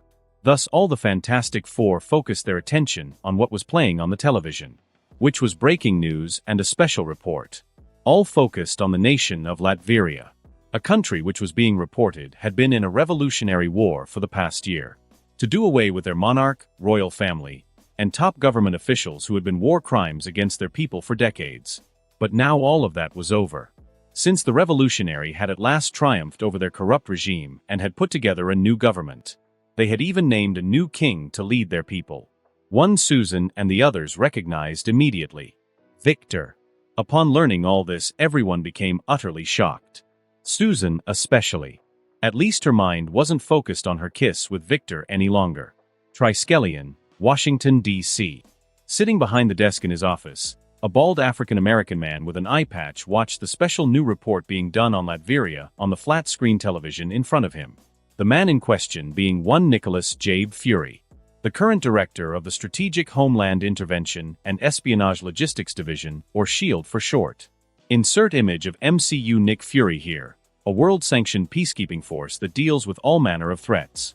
As Fury silently watched the report, his mind was racing, going over all the information he had on Latveria. Since the World Security Council and the United Nations had tasked Fury and SHIELD to do a threat assessment on the country, now that their regime had changed, it was nothing SHIELD or Fury hadn't done before. But what made this different for Fury was one single thing: Victor Von Doom. After learning about him, Fury couldn't help but raise the threat level of Latveria, because in his long career as an intelligence operative, Fury had seen several men like Doom, which is why he knew just how dangerous they truly were capable of becoming. Like in Victor's case, already Fury had managed to learn he not only created the robots that had helped the revolutionaries overthrow the country's former regime, but he did it all under the radar, without anyone learning of his actions until after the fact. Just from this one action, Fury knew he needed to tread lightly when it came Latveria new king, lest he caused the man to send the world into chaos. Simkaria Aniana. Sitting in his private office, the current king of Simkaria, Stefan, watched the special news report about Latveria playing on his television screen, finding it intriguing, especially given that Simkaria and Latveria have been allies for decades. Yet seeing the contents of the special news report, Stefan now understood why that alliance had diminished in recent times. But now with this Victor Von Doom in charge, maybe our relationship can be repaired, Stefan thought. After doing so, he turned his gaze to the only other person in his office, a female with silver hair and eyes. Her name, Silvija Sablanova, otherwise known by her code name Silver Sable. Insert image of Silvija Sablanova / Silver Sable here, a special agent for the Simkarian government and a close confidant and friend of Stefan. Sable, what do you think of Latveria and this man they now call their King Doom? Stefan asked. Unsure, my king. I would need to go there and assess not only Latveria itself, but this man Doom with my own eyes to give you an accurate assessment. Sable easily replied. Understood. Stefan said. So then, let us get you into a position to do just that. Thus Symkaria and Silver Sable set their sights on Latveria and Victor. Undisclosed location. Sitting alone in a room, a figure cloaked by shadows stared at the television in front of them, playing the special news report about Latveria. I see. The person mused, revealing their voice, which was male. Seems I need to strange strategies. He mused. For the glory of Hydra. He finished, continuing to silently watch the special news report after that. January 10, 2007, Latveria, Victor, POV. Slap slap slap, sitting comfortably in a special-made cushioned chair, created by yours truly, I sat in the center of a group of monitors. Supported by beams, they surrounded me in a dome shape from all 360 degrees. Each of the monitors displaying different pieces of information from all across the world. The device itself modeled after the one Doom created in the mainstream comics, during his time with those mystic monks in the Himalayan mountains, which allowed him to monitor all radio, television, satellite, and internet transmissions no matter where they originated from, remaining completely undetectable as he did. And seeing as it worked out so well for that Doom, I decided I should have one as well. Since I subscribe to the age-old saying, knowledge is power. The more I know, the better off I am. For no one is going to get the drop on me. Slap slap slap. Getting out of my thoughts, I turned my attention to the person seeking it. Lucia, who right now is enjoying herself riding my 9-inch long pole, while pressing her melons in my face, which is bringing forth my own enjoyment seeing her actions. Flushed cheeks and a hungry expression on her face, Lucia continued going up and down on my schlong. Her tightness, eagerly swallowing it up. But that's to be expected. Considering with all the work we've been doing ever since we arrived in Latveria, she hasn't gotten nearly enough doses of vitamin D, time to rectify that. Moving my hands to her rear, I gave her cheeks a light slap before I began thrusting my own hips, burying my face on her bosom. Yes. Oh yes, Victor. Lucia cried, enjoying what I was doing. So I did it some more. Picking up my speed, I began plowing Lucia like she wanted. Feeling myself build and build until my heat exploded, leading me to filling up Lucia with a large dose of vitamin D, yes. She exclaimed, appreciating the shot I just gave her. All in a day's work for a doctor such as I. Once Lucia recovered, I gave her several more shots of vitamin D before our checkup session ended. As it did, I gently lifted her off me and then used some magic to clean us up. Once I finished this, I sat back down and held Lucia in my arms, giving her some after cuddling. While we did, so I began reviewing the new information in my head I had learned from the monitors earlier. First, the United Nations is seeing fit to send an investigation team here to Latveria. That's fine.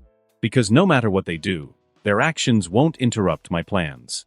Plus, it works in Latveria favor to play nice with the UN. For now, that is. Second, it seems the UN and the World Security Council have ordered S.H.I.E.L.D. to do a threat assessment on Latveria, and more specifically me. Once again, that's fine. Since in the long run it changes nothing. Third, it looks like Symkaria wants to re-establish the strong diplomatic ties it once had with Latveria, which Vladimir and his regime basically ruined while they were in power. To that end, they are soon going to request for a diplomatic party to come and visit my country. Led by none other than Sylvija Sablinova, aka Silver Sable. One of the Marvel Universe's most badass non-superpowered femme fatale. As well as one of the many women Peter Parker/Spider-Man could never close the deal with. Oh, and speaking of old Pete, I have decided I'm going to help the kid out. Partly because Spider-Man is one of my favorite heroes, and partly because I don't want his life to turn into the dumpster fire it was in the comics. Because seriously, Spider-Man life was basically just one shit show after another. In part because of those words Uncle Ben spoke to Peter before he died. The man has no idea how much his final piece of advice acted as chains to weigh his nephew down. If not for that, Peter might have become like Tony Stark. A rich and beloved public hero. Instead, he usually ended up worse for wear, and working for Jameson. Ugh. Don't even get me started on that man. I have no idea how Peter worked for that man when he verbally abused him all the time. Unless Spider-Man was slightly masochistic? Food for thought. But back to the main point. I'll keep an eye out for Spider-Man, and once he comes along he'll gain a mentor and friend in me.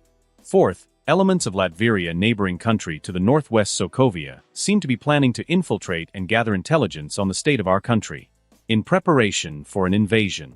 I have no idea why yet, but I will soon find out. For no one shall conquer this country now that I rule. Instead it will be the other way around. Looks like I just found my next target. Sokovia better get ready. Because doom is coming for it. I reviewed the rest of the information in quick succession. Once I picked Lucia up and we exited the monitoring dome and left the room it was in, which is located in Castle Doom. The renovation and repairs of my new home having been completed a week ago. Construction goes after when you have a tireless robotic army under your command after all. Taking Lucia to one of the many guest rooms, I placed her in a bed. I then left to go and check on Christoph. In his personal room. Arriving I found him sound asleep. A smile on his face. Seeing this, I smiled as well. Leaving him for my next destination. My personal lab. Which was located in one of the castle many sealers, which I had converted for my own use. Reaching my lab, I headed inside. Enjoying the sight of my advanced equipment and bookshelves stocked with magical tomes. For my lab combines both sorcery and science. But tonight, I am focusing on the latter. Summing my armor around myself, I walked to the spell circle I had drawn on the floor in the center of the room. Reaching it, I moved the dead center of it. I then summoned several magical circles in the air around me and began chanting, pouring my magical energy into the spell circle on the floor. When I did, the circle started to shine in a blood-red circle and leak a blood-colored mist. Despite this, I continued with my actions. Until the spell circle was filled with enough magical energy and activated.